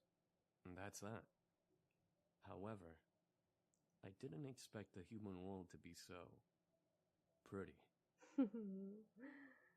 Depends on where you live. I didn't understand. The brothers were running from more than just malice? What could have possibly driven them from where they were? You all ran from something? We all had our reasons for leaving the Abyssal Plains. James didn't want to deal with his problems. Matthew wanted to live with humans more than demons. I came because I didn't want to be without my brothers. So I left with them. That's rather sweet, if you think about it. It doesn't matter. I came, so here I am. I frowned and bit my lips slightly. I wasn't sure if he even wanted to be here with how he answered. Chopstick. Still, I felt a small wave of confidence drive me to scoot closer to Sam. I wanted to try to be friends. Fate didn't like that, apparently. I found myself losing my balance and wound up starting to fall off the roof. Whoa! Instantly, Sam grabbed me and pulled me to him. He wrapped his arms around me, making sure I wasn't able to fall back down the roof. But that wasn't what made me blush wildly from ear to ear. I had somehow landed and straddled over his lap. He was hugging me close to his chest. It was almost like a romance scene in a love story. I couldn't tear my eyes away from Sam as he stared up at me in concern. I gotcha. You okay? Yes, I am. However, I continued to look down at him as he stared up at me. Neither of us knew what to do, and I could feel that he was both lost in that fact. As we looked at each other, Sam's face grew slightly red. Hey, I might as well say it now, but sorry for being a dick when we met. I must have been dreaming. Sam was being sincere? Why? However, as I stared, I could feel his strength weakening. He was shaking, but continued to hold me to keep me safe from falling. Sam, do you need energy? Sam's eyes widened before he looked away, refusing to answer, but refusing to let me go. I didn't feel any energy drain, so he wasn't trying to take advantage of the situation. Okay, if y'all don't remember, he's a succubus, or incubus. Succubus is female, incubus is male. They need sexual energy, and just a touch from a person can give it to them, but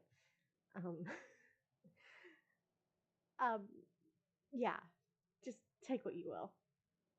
He wasn't trying to take advantage of the situation. That was it. He needed energy, but should I give it? Okay. Okay, this is the part where you can choose no or kiss him. For his route, you say kiss him. You saw it. I gently grabbed Sam's face and tilted his head to angle with mine, leaning in closer to him. I brought my lips to his and kissed him deeply. I didn't know if this would help, but it was how he got energy before. I shut my eyes, waiting for the draining feeling to repair my body. Sam didn't move, nor did I feel energy drain from me. I opened my eyes and saw Sam Sam staring wide-eyed at me, but unmoving. He was unsure of what to do. I had silenced him with confusion. I didn't know why, but I felt both irritated and accomplished at the question and at the look he was giving me. Where was his flirting? Where was his cocky smirk?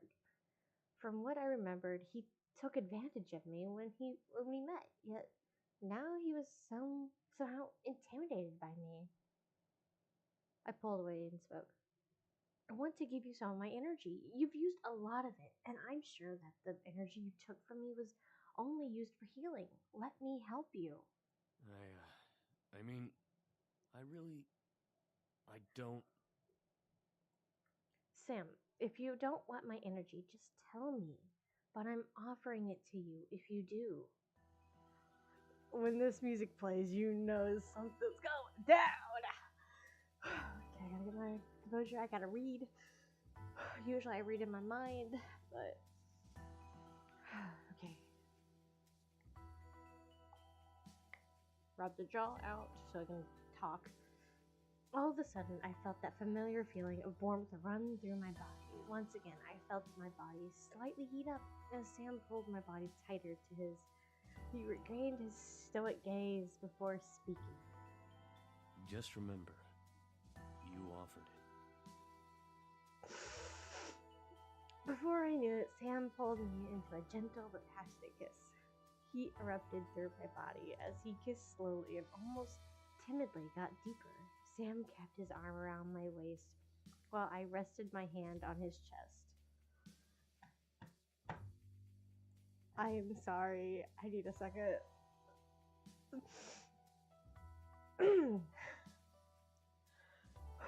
I gotta breathe. Sorry. It's been a while since I played this. It's been a long time. It's been like a year or so.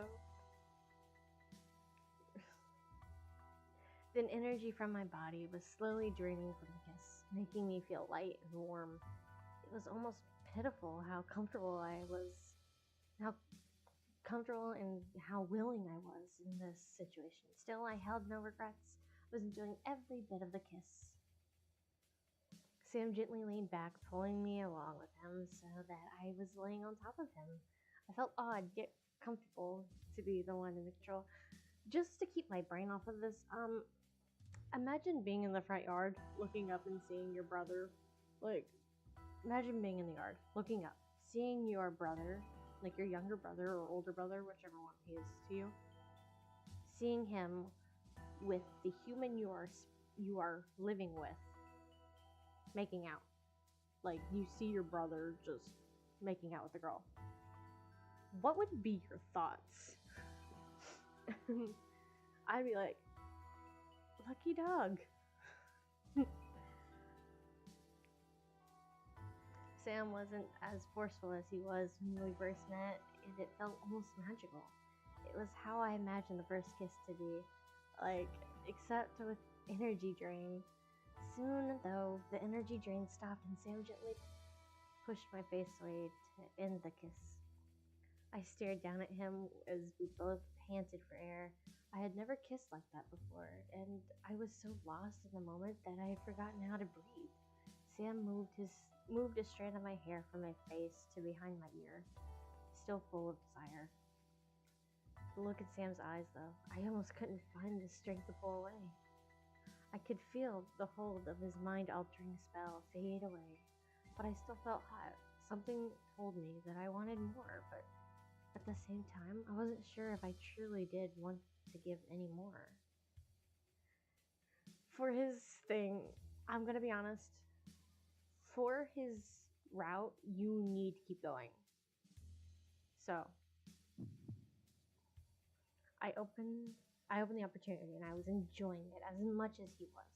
I wanted more and I was going to let him keep going. I wanted to keep going. I leaned down and kissed him again.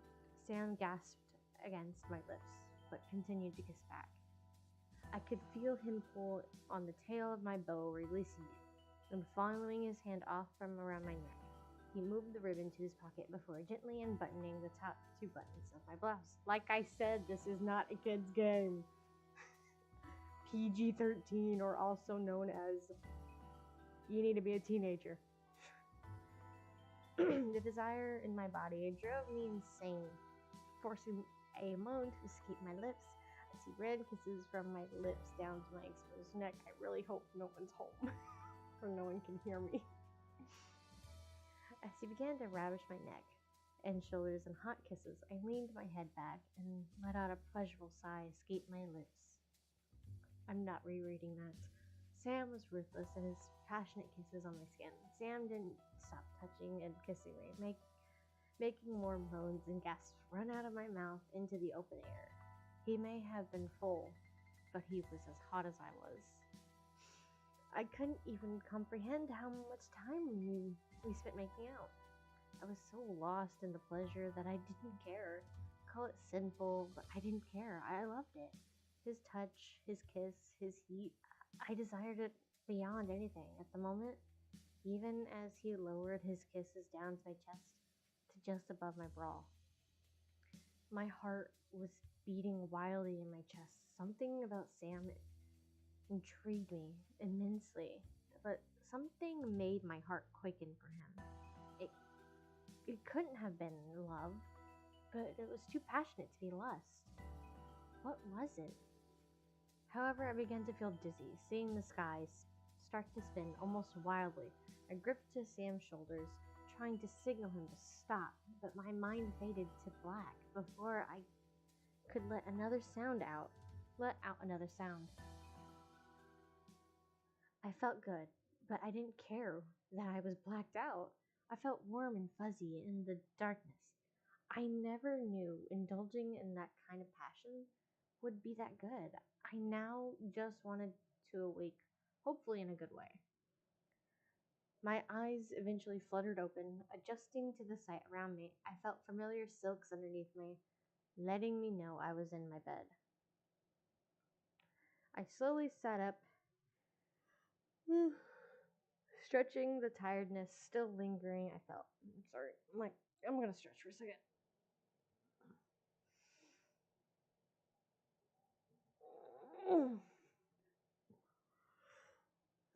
Sorry, stretching. I slowly sat up, stretching from the tiredness that still lingered. I felt a very soft pain on my neck and shoulders, and I could feel my swollen lips pulse gently and healing. However, when I looked down at my body, I saw that my shirt had been pulled back up and rebuttoned as if nothing happened between me and Sam. I was just missing my ribbon. Before I turned to get out of bed, though, I spotted my ribbon on a pillow beside me, beside the one I slept on. It was tied in a nice bow with a small note attached to it. I gently slipped the note from the tie and opened it to read it. Sorry, I went a little too far. He's apologizing. It's cute. Yes, let's get over this. I stared at the note, letting a small smile grace my lips. He went too far? I enjoyed it. Despite the first time circumstances, it was cute though. To imagine him thanking me for something we both did and enjoyed. I brought the note to my chest, letting the memories of our meeting flood my mind. I indulged myself too, Sam. I looked at the time out of curiosity. The large white numbers on my phone showed 5:31 p.m. Yikes! 4 hours being knocked out. And I still feel tired? Dude, girl, you had like energy drained. Anyone would be tired. Dude, my chair keeps going lower. I don't like it. I need to get a new chair or fix it. It was Sunday, so I was allowed to sleep longer if I wanted to. Yawn. Let's take a sip.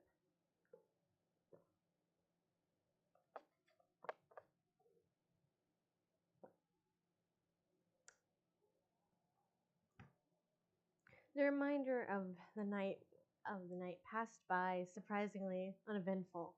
The boys continued to train with each other, but were kind enough to stop and make me dinner. I was glad for that. Question: why is my character Eclipse? There you go. Fix yourself. Wow. Oh, my neck finally popped. Oh, that felt good. Oh, my neck hurts. So the thing is, what was I gonna say? Yeah, what Sam is basically stronger than all of them right now because he got energy, so yeah, he's probably the strongest right now because he's already the strongest. I just noticed something on my poster. Oh, that's gonna bug the hell out of me now. I have a anime poster in front of me. The lines are kind of rough, but one of them, the lines are like poking in. Okay, it's on a lot of it, so it's intentional. The reminder of the night, blah blah blah. Glad for that. Unsurprisingly, the food was perfect. But it felt a little empty without the boys to eat with. They most likely had eaten, but still, I felt lonely. I couldn't let it bother me. I ate and went back to my room to study and sleep. Surprisingly, I felt good going to bed that night. I felt like I could have a peaceful sleep after the previous rough nights I've had. I felt good. I drifted to sleep and woke up almost flawlessly. That next morning, no grogginess, no aches, perfectly energized and bright-eyed. Man, how long has it been since I got that much good sleep?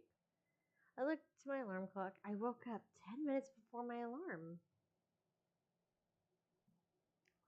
Well, hey, I must be lucky today.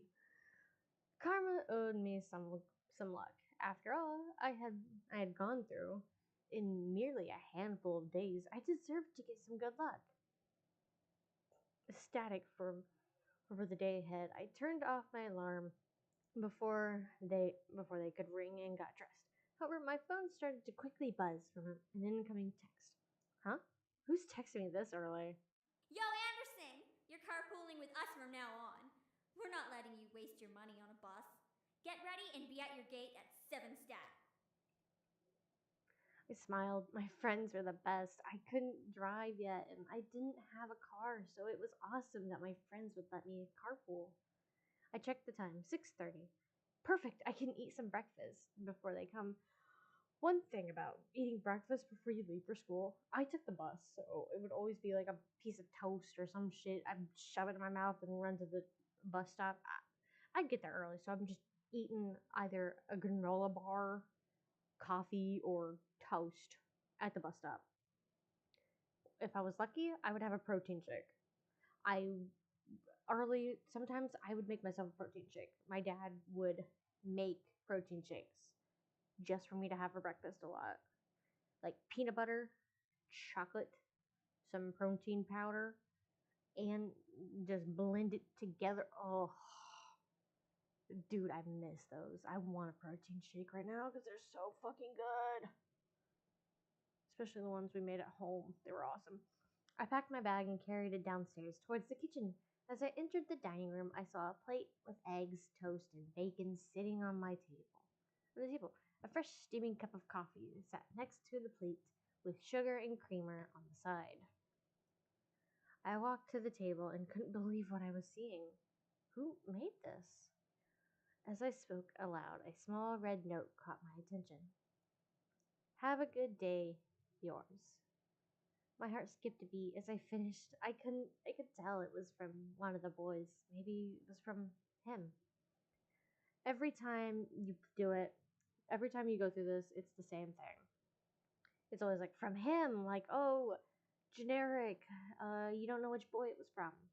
With the girls, it could be nothing. I am not sure. I have no idea.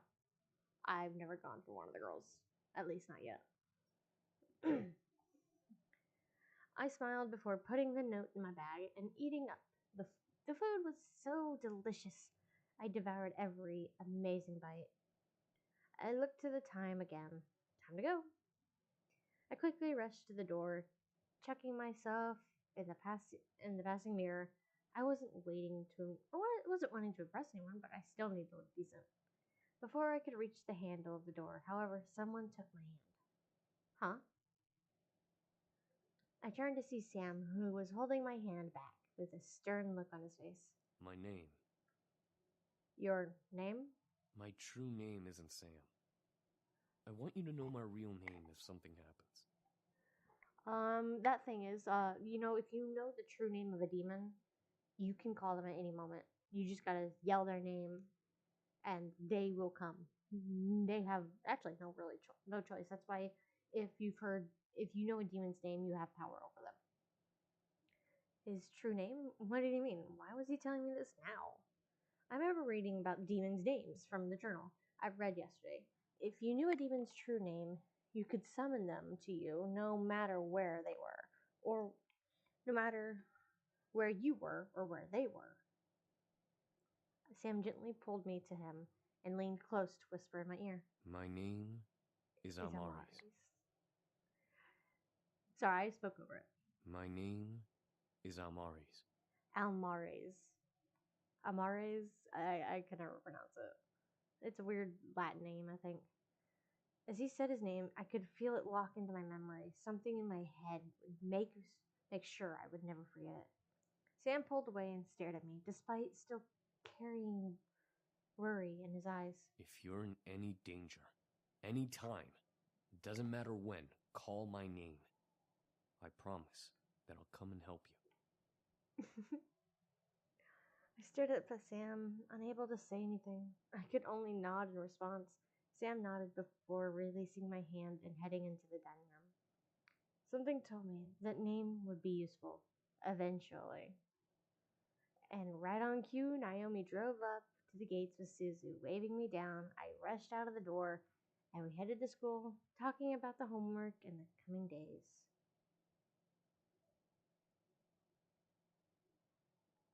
I want to save. We made it into the school without a hitch. Our lockers were in the same part of the hall, so we quickly uploaded what we needed to do and got our important books and necessities. First incident of the day. Okay, there's multiple things you could do. Since we read the book, we have a extra thing. I will point it out to you. As I walked towards Suzu and Naomi, who were both waiting for me in the opposite side of the hall, something hooked my ankle and made me fall forward. Ow! Hey, are you okay? Who did that? The three of us looked back to see Lisette and her gaggle of girls. Lisette had a look of complete innocence, while the girls around her giggled like no tomorrow. Why, you little... Suzu, don't! I felt... Okay, I'm going to save here because I want to show y'all something. I want to show y'all two things. Giant fire of anger burned my stomach as I stared at Lisette today. Today was not the only time this has happened to me. However, it was not clear who was behind these incidences. Even if she was innocent and one of her goons did it, it was now obvious that Lisette was the mastermind just from the look on her face. She was no friend, nor would she ever be. I had to do something. Okay, saving here because the thing is coming up. Okay, so since we read the books in our grandfather's office, you could glare into her soul. Without reading those books, you just have these two. We're gonna glare into her soul. You see the little chaos thing? I glared hard at Lisette, feeling wisps of air of magic run through my skin and veins. However, I stopped at what I saw. This is important. This character you see, the shadow, she's an important character. Around Lisette was a dark purple aura that seemed all too familiar. It was like demon magic, but it seemed to be tamer. I slowly rose to my feet, collecting my belongings as I continued to stare at Lisette. Something was off. As I continued to look at her, the aura grew, forming a shadow behind Lisette with red eyes, red eye-like shapes, glowing from within its darkness. Anderson, You alright? I couldn't respond. I was entranced by a small hum in the air. It was distant, almost like an ethereal whisper you'd hear in a horror game, but it was real. It sounded vaguely of a woman humming a tune I didn't recognize. Hey, are you okay? Let's go. We'll be late for class. I suddenly felt the need to walk away, so I did. Naomi and Suzu scrambled to catch up and follow me, followed at my new quickened pace. Sheesh, Anderson. You look like you saw a ghost. Are you really okay? That fall was pretty bad. Think she saw underneath Lisette's cake face and saw the devil itself. Oh, Suzu, hush! No, something was wrong with Lisette. It was more than just her being mean. There was something or someone watching over Lisette. Or they were watching me behind Lisette. What they were doing, I didn't know. But it was definitely demonic. Okay, so that was come on, face. Okay. Or not. There we go. So that was a character you will meet pretty soon. That's a neat thing because I didn't read the books the first few times I played. So it is weird. It's just, that is neat to see. Doing something different caused something different. Like, it's weird. I know it's weird, but it's just so cool to me, you know? I'm gonna pause the game real quick because I actually really need to go to the bathroom, so I will be right back.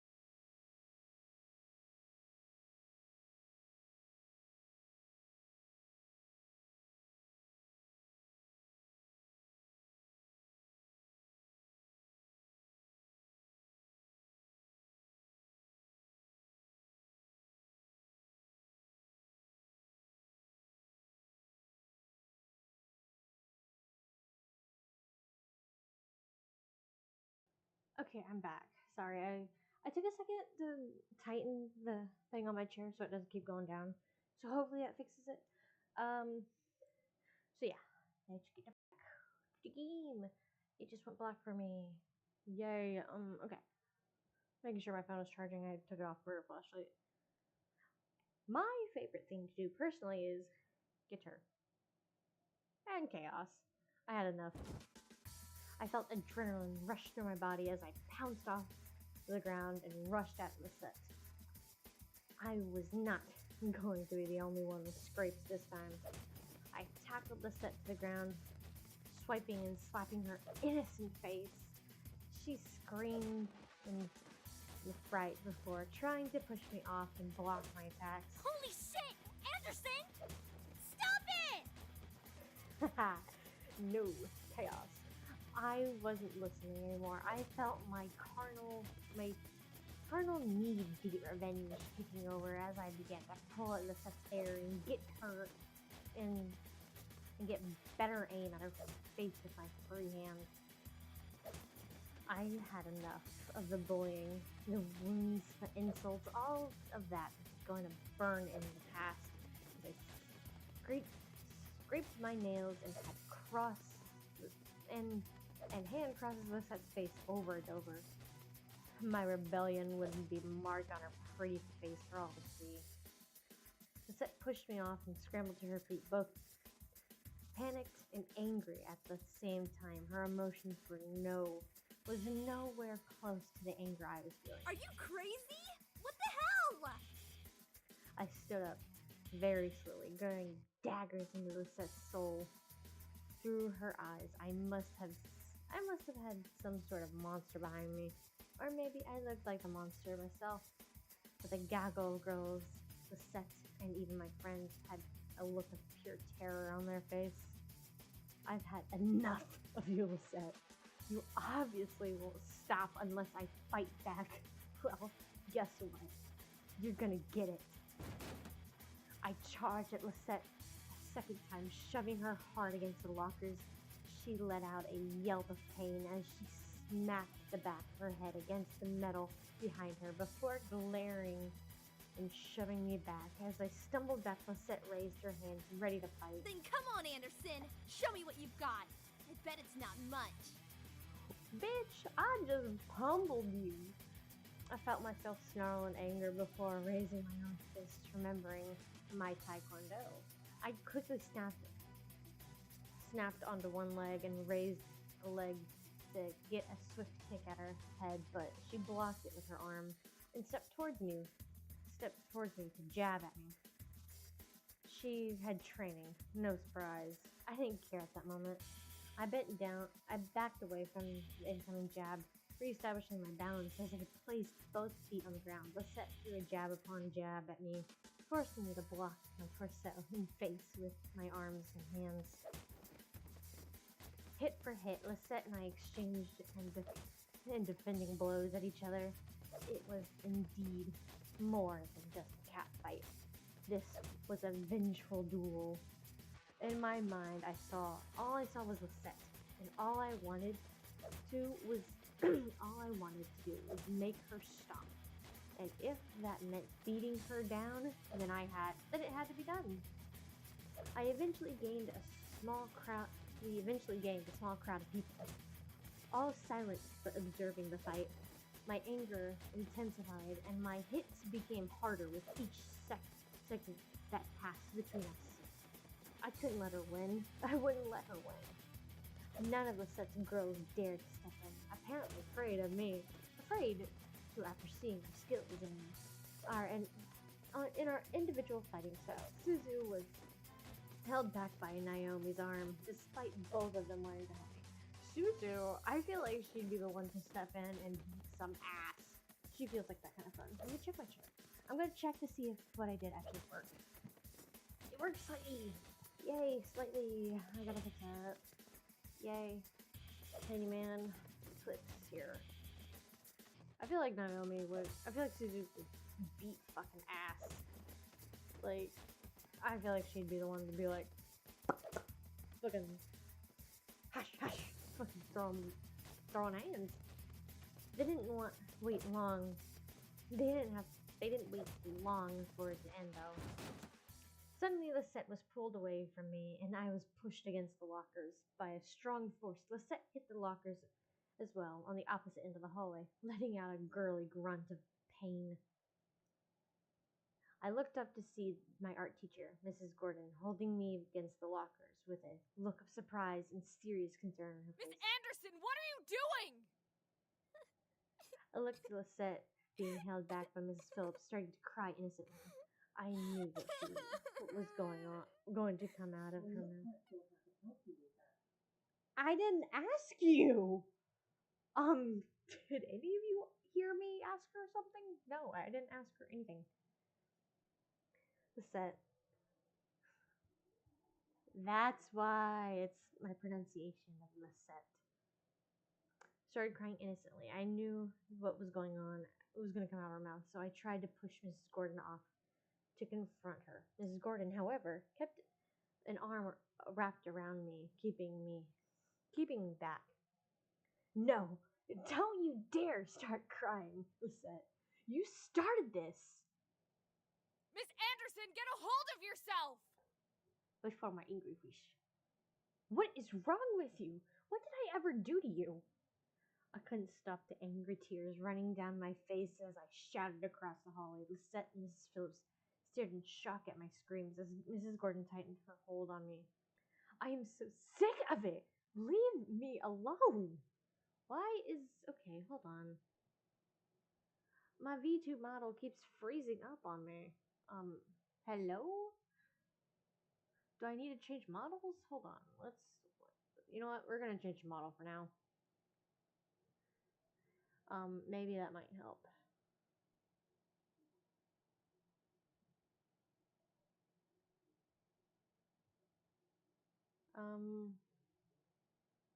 Let's go with this one. This is a different version of her. Same character, different model. I really hope this one works, because the other one kept glitching out. I'm so sick of it. We should put on an angry face. I'm so sick of it. Leave me alone. I eventually lost my energy and began to weigh down on Mrs. Gordon's arm, letting my sadness take over and quench my anger with tears and the swelling pain I could feel. Mrs. Gordon hugged me to her to keep me upright as Lisette sniffled and confided with Mrs. Phillips. I didn't do anything to her. She just attacked me all of a sudden. I've had this happen to me. Oh, elementary. This girl, her mom was a teacher, so she could get away with a lot of shit. I'm playing with something. She would call this boy, his name was Ed. We called him Ed. He was Eddie, but everyone called him Ed or Eddie or some shit. And she made a game called the Eddie Touch. It was kind of like the cheese touch. Anything he touched or his things would cause you to. I wasn't playing.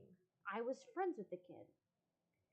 But because I was friends with her, I was dragged into it. She started crying and bawling, saying I made up the game. I started crying and yelled at her. I was like, I wasn't doing anything. She's the one that made it up. She dragged me into the game. I wasn't even playing. He's my friend. And I bawled. She got dragged away. The principal talked to me. He knew me. He knew my sister and everything since we went to the same school for a while. It was from kindergarten all the way to 3rd grade. Yeah, weird. No, all the way to 4th grade. It was all the way to 4th grade. And he talked to me. He's like, hey, are you all right? Like, I said, I didn't do anything. He's my friend. I wasn't playing. He was like, okay, that's fine. We'll just call your mom and talk about it. I'm like, but I didn't do anything. She's the one that made the game. She got dragged away. As a kid, I thought she got away with it because her mom was a teacher. I don't know if she got away with it or not, but I was pissed as a kid. I was mad. My mom didn't talk to me that day after school about it because I don't know, but I don't remember it completely. But that girl pissed me off. She was not a nice person. She was a bully, yet I was friends with her for some reason. I don't understand why. I think her name was like Millie or something. Melissa. It was something with them. That's a lie, Lisette. You tripped her on purpose. You've always been a snobby prick to us. Never! I gave my condolences about her grandfather's death. I try to keep everyone calm. Is that so wrong? Oh, you bitch. You didn't even sound sincere. We know you were only pretending to be nice to spite us. Enough! Miss White, follow me to the dean's office. Lisette followed, wiping her eyes in a feign of innocence, and she knew how to play up. I remained still in Mrs. Gordon's arms, unable to bring myself to fight to get at Lisette again. I had done my damage.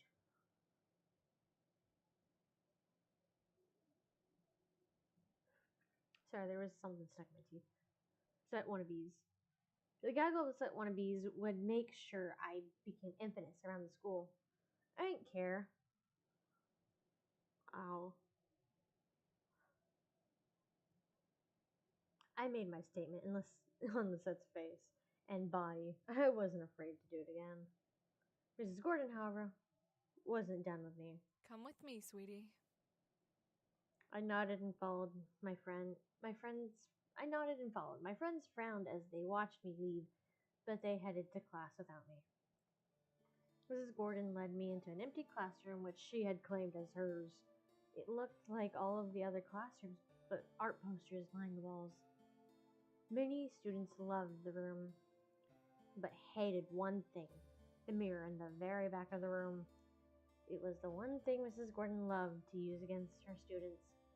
With it, she was able to see who was using their phones and who was actually studying.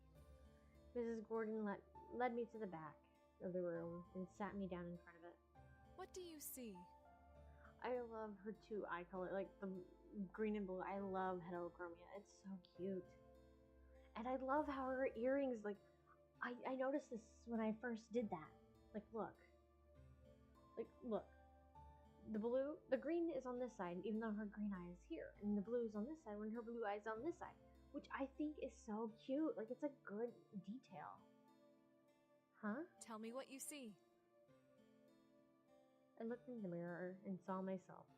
My clothes were a little ruffled from the fight. But beyond that, I just saw me. Nothing about me seemed different than normal. I seen myself. Alright. What else? What else? I don't understand. Do you know what I see? I see a brilliant woman who has been working her butt off to try and find herself. She just has a little bit of adversity in her way. You are a tall woman, because she's a teenager, right? She's like 18 now. And you are an adult. Like, 18-year-olds are around the same height as adults, because they are. You are a tall woman. Or she's short, one of the two. I'm 5'2", I'm like 5'3"-ish. Yeah, I'm 5'3", and I'm 5'3" and I'm short, but you are tall. You have to bend down to get near to an 18-year-old's face. Like, seriously, that is tall. What does this have to do with what happened with Lisette? Listen, don't think about Lisette right now. She's just another student who doesn't know what you're going through. I stared at myself in the mirror, unable to tear my eyes away.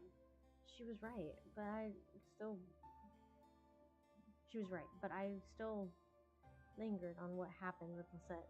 I know Mrs. Gordon was only trying to help, but I couldn't fight the thoughts in my head. The reason why I like choosing this one and why I went back to choose this one is because of this. You can see her face. She's got black hair and beautiful green eyes. Kind of reminds me of like Adrienne Grost. If she had two green eyes, she would remind me of Adrienne's mom from like Miraculous Ladybug. What was her name? Emily? Yeah, Emily. I think it was Emily. To help, but I couldn't. Mrs. Gordon gently rubbed my shoulders, snapping me from my thoughts. I looked up to her, to her smile, down at me through the mirror. You know, those were some pretty interesting moves. Taekwondo? Yeah. You'll have to show me one day. I laughed as she hugged me gently. Look, don't let Lisette get to you, okay? You have your own battles to face, and you can face them just fine. Instead of fighting Lisette, focus on your goals. I looked up at her and nodded slightly. It was cliche to hear, but she was telling the truth. I needed to focus on myself first. She gave me a small packet of tissues and told me that she wouldn't handle Lisette. The fear about my family learning of this had quickly appeared and vanished when she promised to keep me out of it as much as she could. Everything will be fine now. You're a good student, so I'll let you off with a severe warning. Just don't get into any more fights, okay? Now, head to class. I would be a menace if I was not so shy. I could fucking rule the world if I wanted. My sister and I, we could fucking dominate. What is with my thing? Hold on. Let's,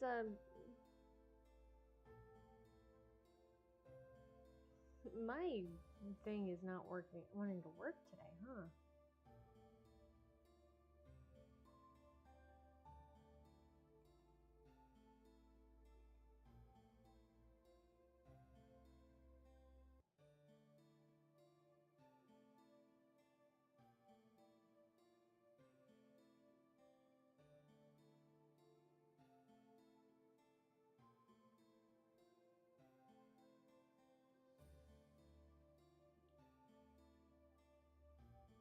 Okay, she seems to be working now.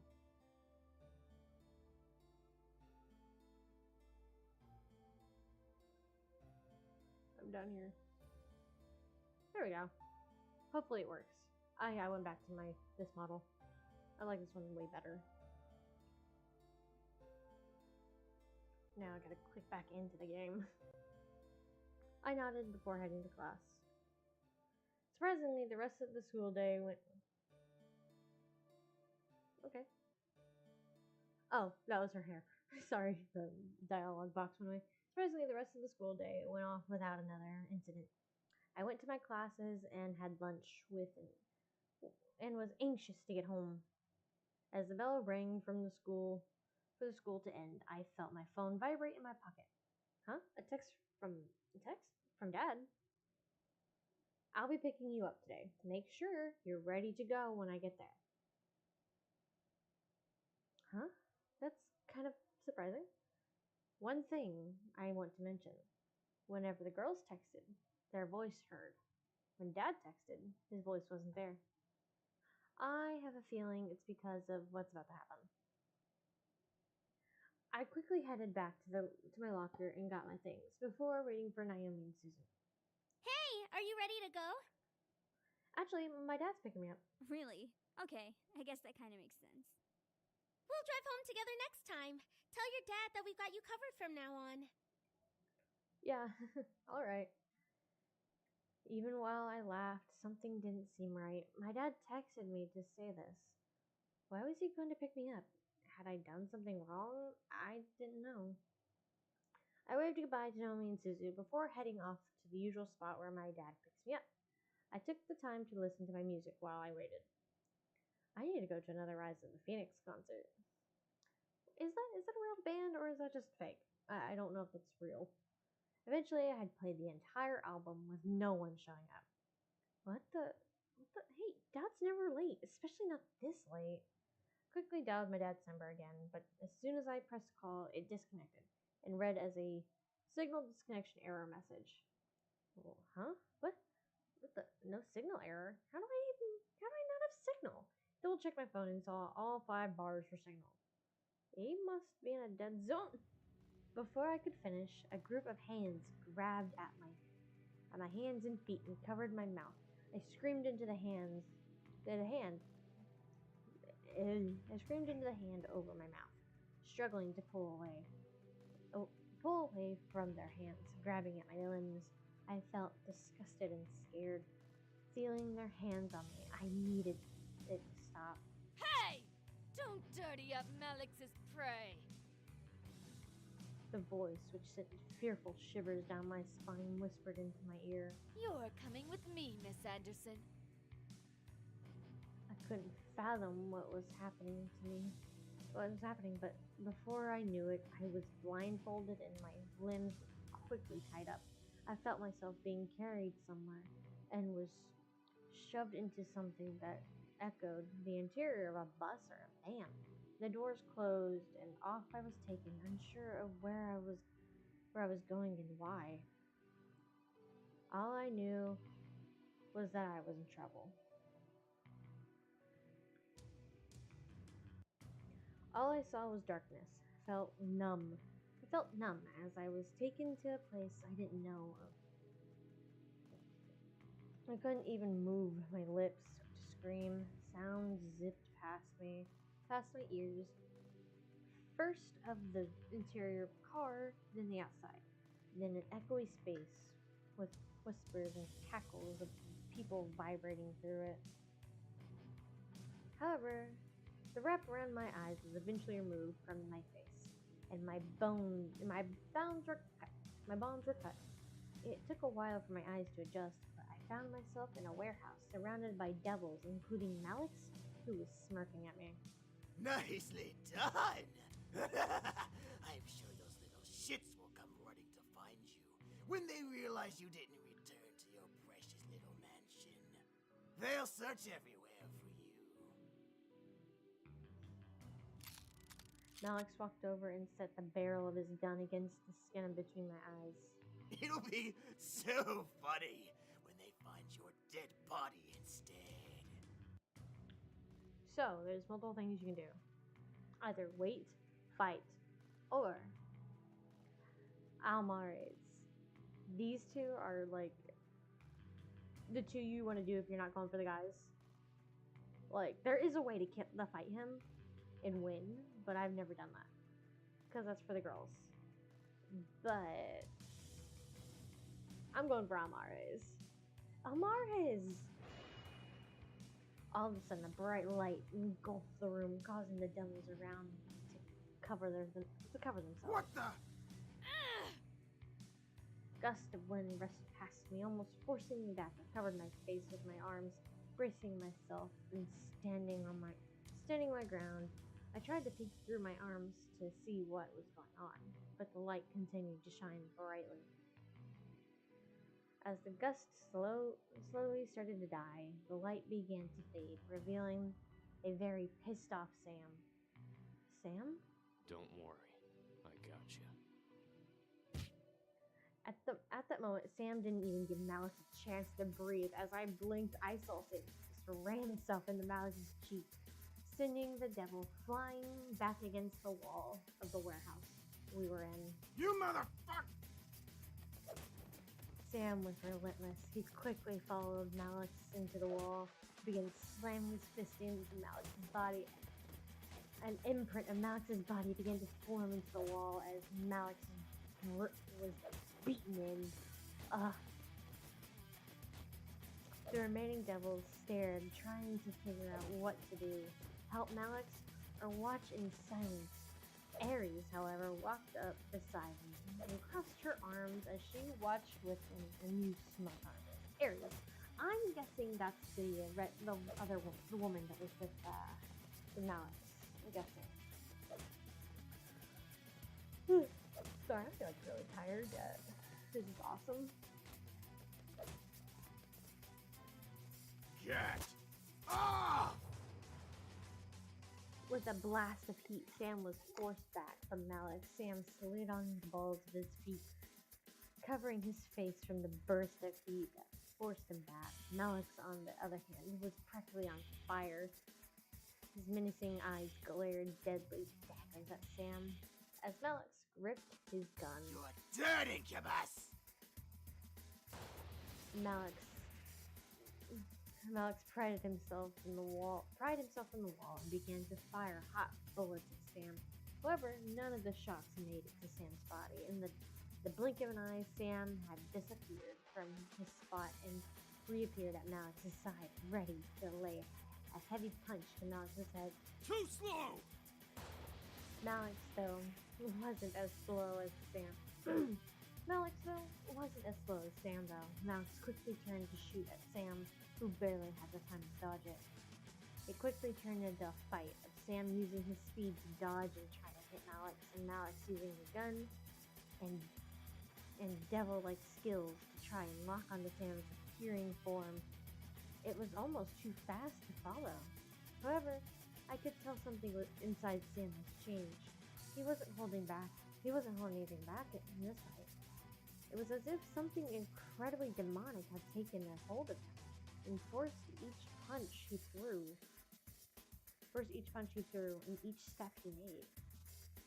Was this the extent of demon power? I didn't have the chance to answer myself. As Sam tried to dodge, Sam tripped and landed on one knee with a loud thump. Gotcha, bitch! I gasped in horror. Sam had no chance to dodge or run. I could only stare, petrified, as Malix charged forward and jammed the barrel of his gun into Sam's mouth. Eat hellfire, Incubus! Then, at that moment, something in the air changed. The air instantly went from frantic to still in energy. What could have been described as the color red quickly turned into a deadly mix of purple and green. Everything began to blend together all at once. My eyes never strayed from Sam's face. However, even as it changed, his eyes began to glow a bright golden color as Sam began to bite down on the gun in his mouth. As the trigger was pulled, and the gun was snapped into two between Sam's teeth. Small fragments of the gun flew everywhere, while the look on Max's face went from confused to petrified. I need water.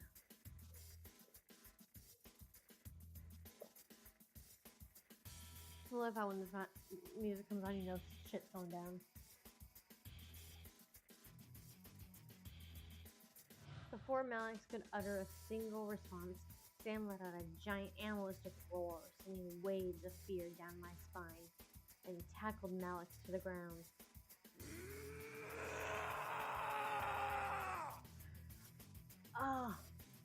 Imagine having to do that at your house, like screaming.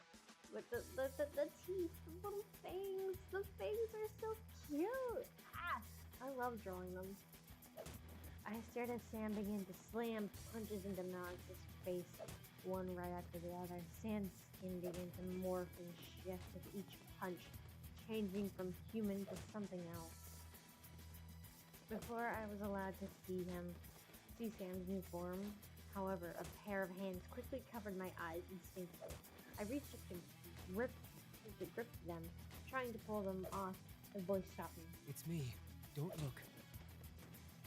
I listened carefully and let the last two words linger in my mind. Don't look. Why? What was being hidden from me? I wanted to know. Something told me to obey Damien's commands. I could still hear Sam screaming and grunting with each punch, and he rammed into Malix's face with an occasional cracking of bone and blood splattering, echoing in the air. Maybe it was better that I wasn't able to see. That's enough, Sam! Almost instantly, after James's command, the sound stopped. The only thing anyone could hear was Sam's pants and grunts for air.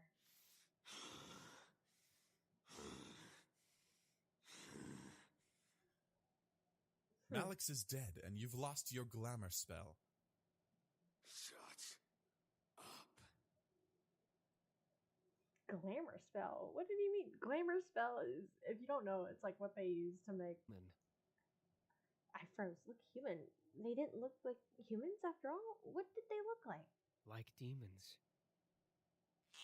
As if Matthew knew what Damien was talking about, Matthew spoke up, followed by the sound of a cork popping out of a bottle. Well, not for much longer. Here. Let's go. You gotta regain your glamour spell and you're all out of energy. Come on. Fine. Whatever. I could hear the small clanking of glass being passed before hearing Sam guzzle down a liquid of some sort. The feel in the air around me gently began to warm back up,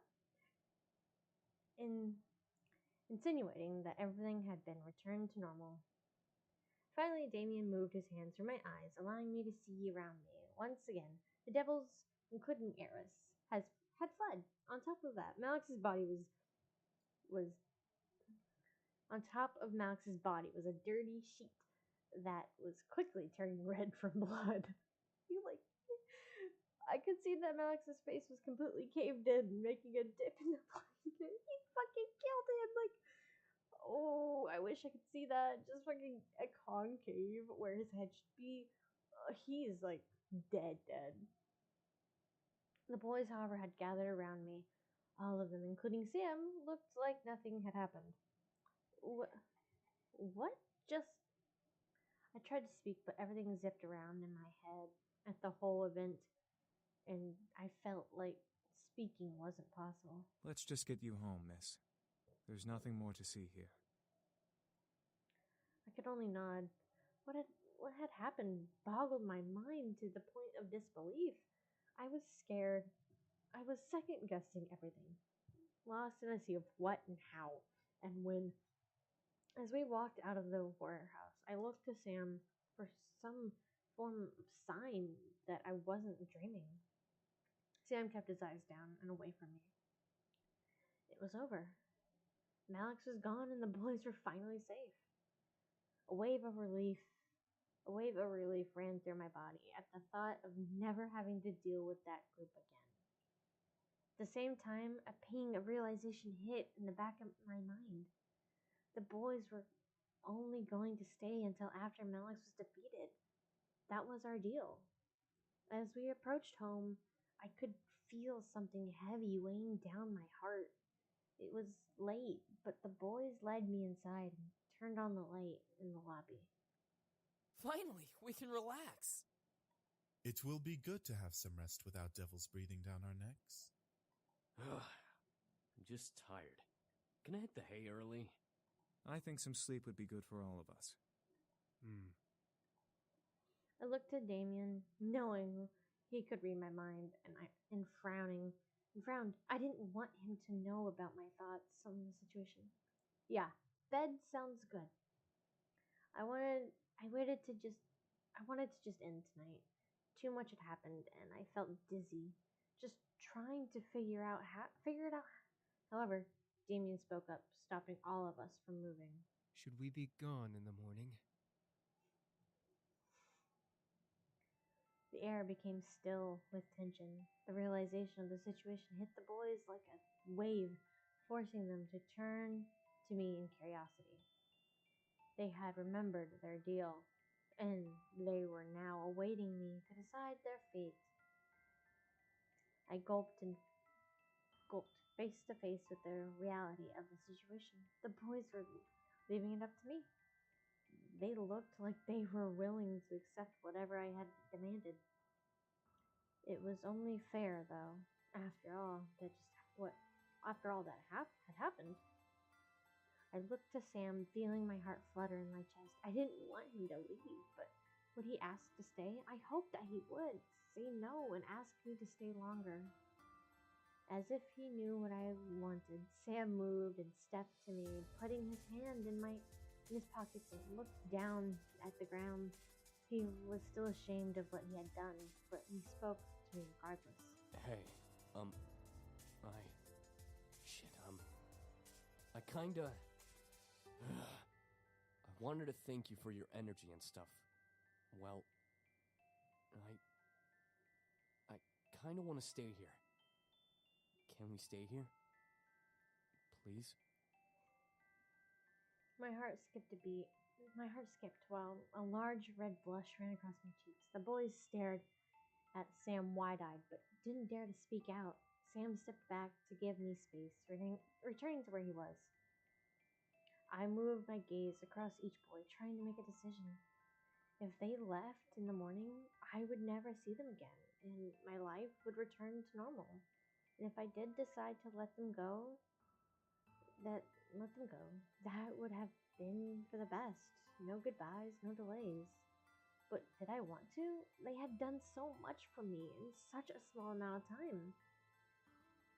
So, for their routes, you say let let them stay. I was about to say let them go. No, you let them stay. For their route, you say let them stay. Let them stay. I wanted them to stay. I wanted him to stay. I merely smiled, staring at the man I had come to have feelings for before speaking at last. I would love it if you could all. I would love it if you all could stay. The boys cheered tiredly, but nevertheless enthusiastically. I giggled at the sight. It was cute to see everyone so excited despite the tiredness that ran equally through our bodies. Today was a rough day. The funny thing is, he's the one that wanted to leave immediately, but he's the one that asked to stay, and that's the part I like about this one. Today was a rough day. My home is your home, as long as you can still help with chores. The boys nodded in unison, agreeing to the terms I had set for them. Despite the good situation, I felt myself slowly slipping into unconsciousness. However, James quickly clapped his hands together, getting everyone's attention and waking me up, making sure I didn't pass out on the floor. All right, everyone. We're all very tired, so let's head to bed, shall we? Oh! Yeah, sleep is actually a thing. Right. We've had a very long day, but it will be good to just relax tonight and tomorrow. Sleep sounds really good right now. Yeah, man. I love his little teeth. I watched a happy smile grow on Sam's lips. He shared my excitement, knowing that we would be together longer. Who knew how long we would stay together? All I cared about was that I would be with him. The others quickly left to finally rest, leaving me and Sam alone at last. My heart fluttered a bit as Sam walked closer to me, looking to his feet. He was nervous, but it was really cute to see him that way. So I didn't do anything but smile. Hey, thanks for letting us stay. You're welcome, Sam. I'm happy to have you stay here. I watched his smile brighten a bit before he cleared his throat and looked up at me with a serious face. I didn't know if it was the tiredness or my growing attachment to him, but I felt myself sway a bit on my feet. However, Sam's face made it clear that he wanted to say something else, making me forget that my bed was also calling for me. Listen, about what happened at the warehouse. No, it's fine. You did what you had to do. I understand. I had accepted everything that happened and knew that Sam had to do what he had to do. He was real, and he was someone I didn't want to be without, even if that meant nodding against my curiosity. Besides, I was too tired to explore that memory further. Sam nodded before holding out a hand to me. Come on, let's get you to bed.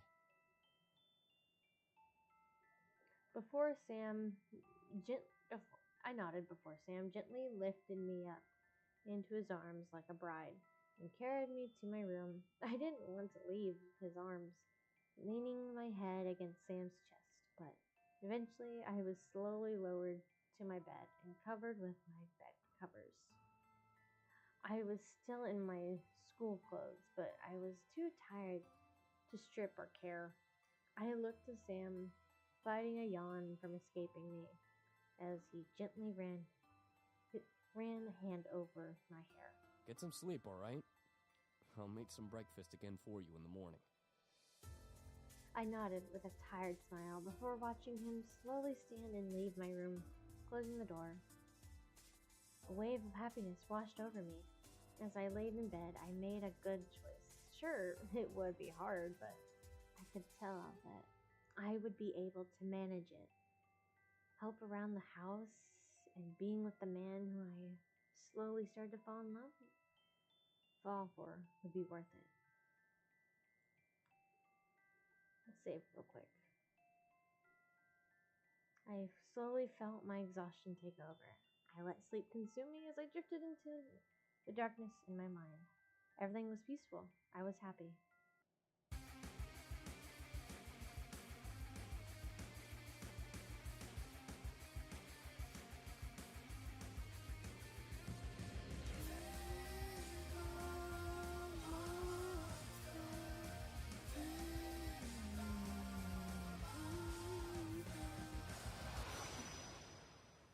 It's not over. You are an interesting creature. And we're going to save it here. And we're going to stop it. I was planning this from the beginning. I said once we were going to get here, I was going to stop because I've been streaming for a while. I usually go until 3 a.m., but I started earlier today. And I'm really tired. But we're going to stop here. This woman, she is voiced by the creator of the game. You know, I might go for a little longer, but this girl, she was voiced by the creator, Michaela Laws. She is an amazing voice actor, an amazing creator. I will tell you how I know her. I don't know her personally. What I found her from. I originally knew her from Aphmau. She played Aphmau's mom. And she is an amazing, creator. I love this game. She made another game. I thought it would be like this one, but no, it was not. It was Monster Camp. Monster Prom? Yeah, it was Monster Prom. I played it. It was kind of difficult. I had to, redo a lot just to get the character I wanted. Because it's just chance, dude. It's straight up chance. But this is not the end. We're only halfway through the game. And it's already been one part that was 3 hours long. And now this one, which is almost 3 hours long. And we're only halfway through. Could be because my reading is slow, but I love this game. But you know what? Fuck it. Let's go longer. I opened my eyes to see a woman staring down at me with a very sly smirk on her face. I opened my mouth to scream in fright, but a hand quickly covered my mouth. Like I said, you saw her silhouette. You'll see her better in a few minutes.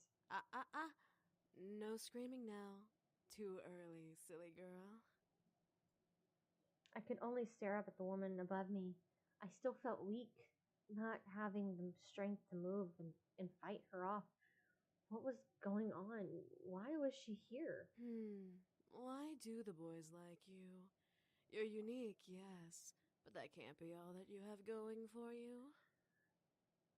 Rage began to consume my core again. This woman, whoever she was making me mad.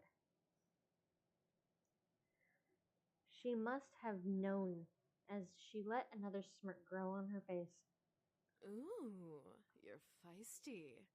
That could be why. Before I could bite her hand again, in anger, she removed her hand from my lips, standing up and staring down at me from her place next to my bed. If you recognize the silhouette, she was the shadow behind Lisette. She's got a sexy silhouette. Skinny and everything, and curvy in all the right places. I quickly sat up and glared daggers at the intruder. She was very beautiful, but I felt more anger than amazement. Oh yeah, you can date her in this game. You can be with her. I just haven't found out how. I know you can. I just don't know how. And I don't want to find out how yet because I'm going for Sam. I quickly sat up and glared daggers at the intruder. She was very beautiful, but I felt more anger than amazement. Who the hell are you? And why are you in my home? In my room? The woman began to laugh, making the rage inside me increase. I wanted to punch her, but I waited for her answer. How silly of me. I forgot that we demons are not well known of in your world. You can call me Diana, little human. Diana? Demon? You're a demon? I am, but I'm much more than just an average demon. What do you mean? Silly girl. I'm a succubus.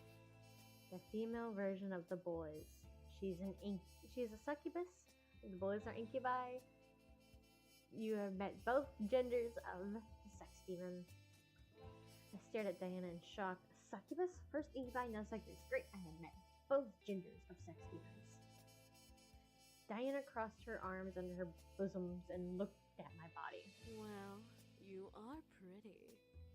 Getting that from a succubus is a compliment. But you seem very reckless. Too reckless. I guess that's what the red was. Every time I did something chaotic, the red would show up, and she would say reckless. If I got all the blue things, like for non-chaos, I'm guessing she wouldn't call me reckless. I'm not sure. I always go with chaos. I moved out and stood from the bed and still glaring at Diana. Why are you here? Oh, I just wanted to see who my competition was. Competition? For the boys, of course. They don't belong here, and yet here they remain. I want to know why and remedy this little issue. The girl was serious. This girl was seriously pissing me off. Issue? What issue? They want to stay here, so they can. I'm gonna be honest, the first game, this girl pissed me the fuck off. I absolutely hated her. But whenever I played the second game, she starts to grow on you. Silly, uneducated human. You don't understand the important roles these boys play in the Abyssal Plains. You keeping them here is practically imprisonment. So, you have about 10 seconds to leave. Is that a threat? How cute. What are you going to do? Kill me? And if I do? You barely have the strength to stand, little human. I can rip the rest of your energy out and knock you into a coma. You'll never be able to wake up again. Touch me and I'll... Enjoy every minute of it. I felt my body freeze and heat up. Almost a painful haze. My mind began to feel fuzzy as Diana stepped to me and caressed my cheek. Now, you're going to listen to everything I say without any questions. Got it? I nodded. Good. I plan to bring the boys back to the Abyssal Plains. Why? So that I can take my place as queen of their realm. They have no reason to be here in this silly little world, so I'm going to make sure they return home. Okay, Pumpkin? I nodded but growled. My rage couldn't be concealed despite the hold I was under. You evil bitch. Call me evil all you want, dearie. I'm not evil. You're just in my way.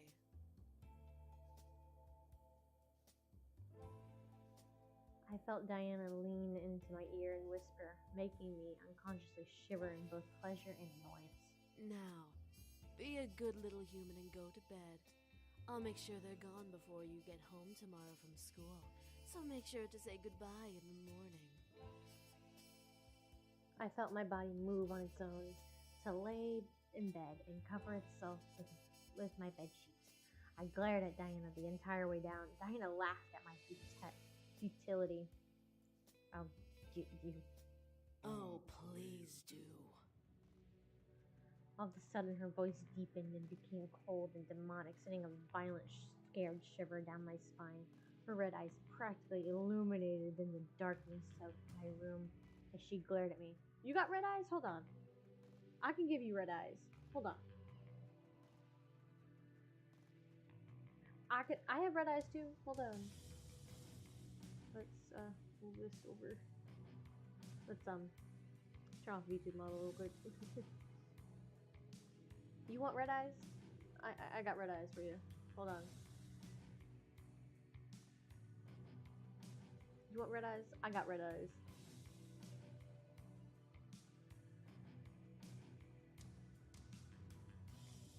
Boom. Red eyes. Yeah, I got red eyes. Yeah? What you gonna do about it? What you gonna do about it? This is Raven, another model of mine. Yeah, she's wearing shorts and a tube top, I guess it's called. I don't know, but I don't use her because I was planning on making like an actual outfit for her, but never got to that. So tube top and shorts it was.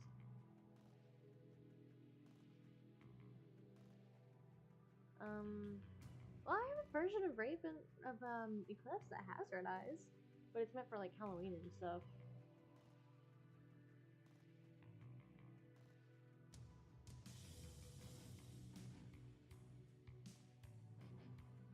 Sorry, I wanted to show it off with this.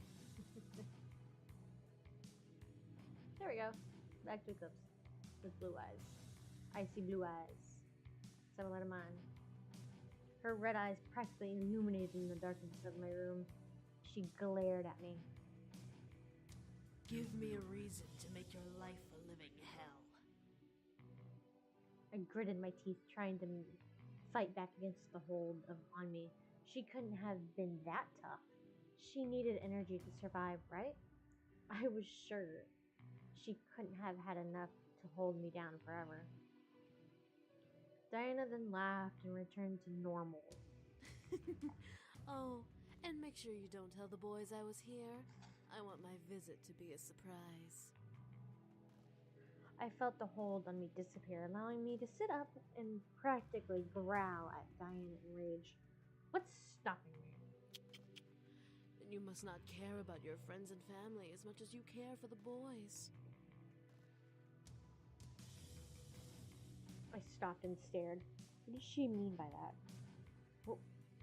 Was that a threat to my family? Diana smirked at me, knowing the confusion behind my eyes. Let's just say that if you tell the boys about me, I'll make sure that no one will care for you, and you'll be all alone in this little house until the day you die. I could feel fear creeping into me. Alone? How could she do that? The word demon reverberated in my head, reminding me that I was facing off against something supernatural, a human with a shield version of a demon. Was one thing. A human on her own versus a demon was another. Have a good night. And with that, Diana sank into the floor through a magic portal, a magic purple pentagram, which disappeared as her head vanished into the floor. I couldn't believe it. I had one problem, and now I had another. Instead of a crazy psycho devil who wanted to kill me and the boys, I have a succubus wanting to ruin my life and take the boys away. Could my life get any worse? No, I wasn't going to let her win.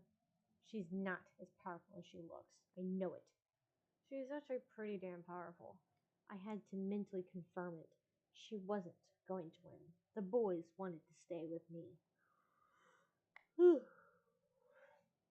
I let out a sigh before closing my eyes, affirming my plan of action. No matter what she was going to do, I was going to beat her. Eventually, the morning arrived and the sun screamed at me to get up. Surprisingly, I woke up before my alarm clock once again, which was nice. I stretched out and quickly got dressed, getting ready for school. She expects me to say goodbye to the boys. I will say goodbye. Good morning, and we'll see them when I come back. No way I'm gonna say goodbye.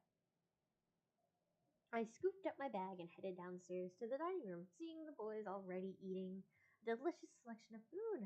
The smell made my stomach growl wildly as the sight of food drew me to walk further into the room. Good morning, miss. Did you sleep well? Before I could lie, hiding the incident in the back of my mind, Damien furrowed his eyebrows and stopped eating. She's here. The boys looked at Damien in confusion while I cursed his ability silently in my mouth. Damien, what's up with you? Of course she's here. She kind of owns the house. I love that look on him. Damien looked at me, wanting me to explain for him.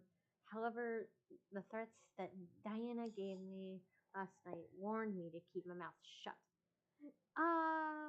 It really doesn't matter what you say. So, I'm gonna tell them. I haven't found any difference. It doesn't really matter either. Damien pressed his lips together into a fine line. The other boys looked at me with a raised eyebrow. A girl named Diana came by last night. Diana? Is she important? Did she try to hurt you? Oh, he's so worried about me. Oh my goodness. The way he just is so worried. It's kind of cute. Like, did she try to hurt you? She's a succubus? That single word made the boys stop and stare at me.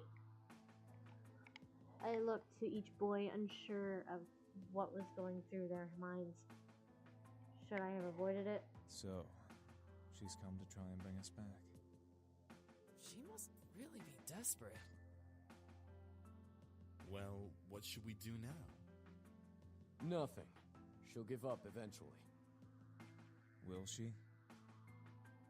The boys continued to look at me as if I knew the answer to that question. Damn it, Damien. She said that if I told you, she'd make my life a living hell. She can't possibly do that, right? She's not a devil. No, she isn't. However, she is a very powerful demon. Hold on, my hair is like messing with my face. I gotta tuck it behind my headphones. She's a master of mind manipulation and has been trained in illusion. Unlike other demons who use strength to get power, she uses her charisma. She has the power to make armies bow to her and obey her every whim. That's why she's so obsessed with us. What? What do you mean? Well, she sort of has family ties to us. She was promised to marry one of us in exchange for more power. She's just some whacked up hussy who doesn't know how to close her legs. She's not a real threat. I'm sorry, guys. I'm gonna have to end it. I'm sorry. I know I said I was gonna continue, but I continued for a little bit, but I can't. I'm like exhausted. I worked all last night and didn't get much sleep this morning. So I'm sorry, but we are ending it there. Yeah. But that's good for now. So let's turn off the game capture for a minute. And let's make this bigger for 1 second so we can talk. Okay, so I'm going to be honest right now. This game is so fun. It's a lot, and I really do enjoy it. I'm hoping you guys enjoy it, even though no one really watches. So I'm just doing this for myself at this point. But I really hope you guys would watch it, even if it's in the future or if ever. If you are in the future and you're watching, hi. Thank you for being here. Thank you for hanging out with me. I know no one ever actually really watches, so I'm just having fun. So I really hope I could actually entertain you for at least a few minutes, or well, at this point, almost 3 hours. So I just really like this game, and I want more people to come in contact with it. You know, I've seen a lot. It's not really out there. So I wanted to share a game that I truly love, and I just wanted people to see it, you know? It gets a bad rep for the name. It's called Seduce Me, you know? It's a game people wouldn't want to see. Seduce Me the Atomo was the first. Seduce Me 2 Demon War was the second. The one I'm playing is Seduce Me the Complete Story. It's the third game, but it's the third made game, but it has all the games. It has the first game, the second game, and all this episodes in between that was with DLC and the original. And there's a book. There's a legit book. I want the book. I just don't have the money right now. But I want to read it so badly because it has the story of Diana. Like, Diana has a full story. The second one, you learn a lot about her story, but the book tells you so much more of her story. because she is like such a deep character. So I love this game and I just want to play it for people. Yes, it's going to take forever to get through, but at first we're going to do Sam's story. But later on, I might do all the other boys. It will take forever, but I just want to show people this game and because it deserves a lot more. There is a tiny community of people who love it. I truly do adore this. I adore this game. And I just hope more people could appreciate it. So I just want to say thank you. Thank you for watching. And I really hope people find this game as fun as I do. Yes, it's a stupid little dating sim, but it's got some story, some deep story. If you find the right character, you will find the story completely. So I just want to say thank you for watching. And I just want to say goodbye, at least for now. Until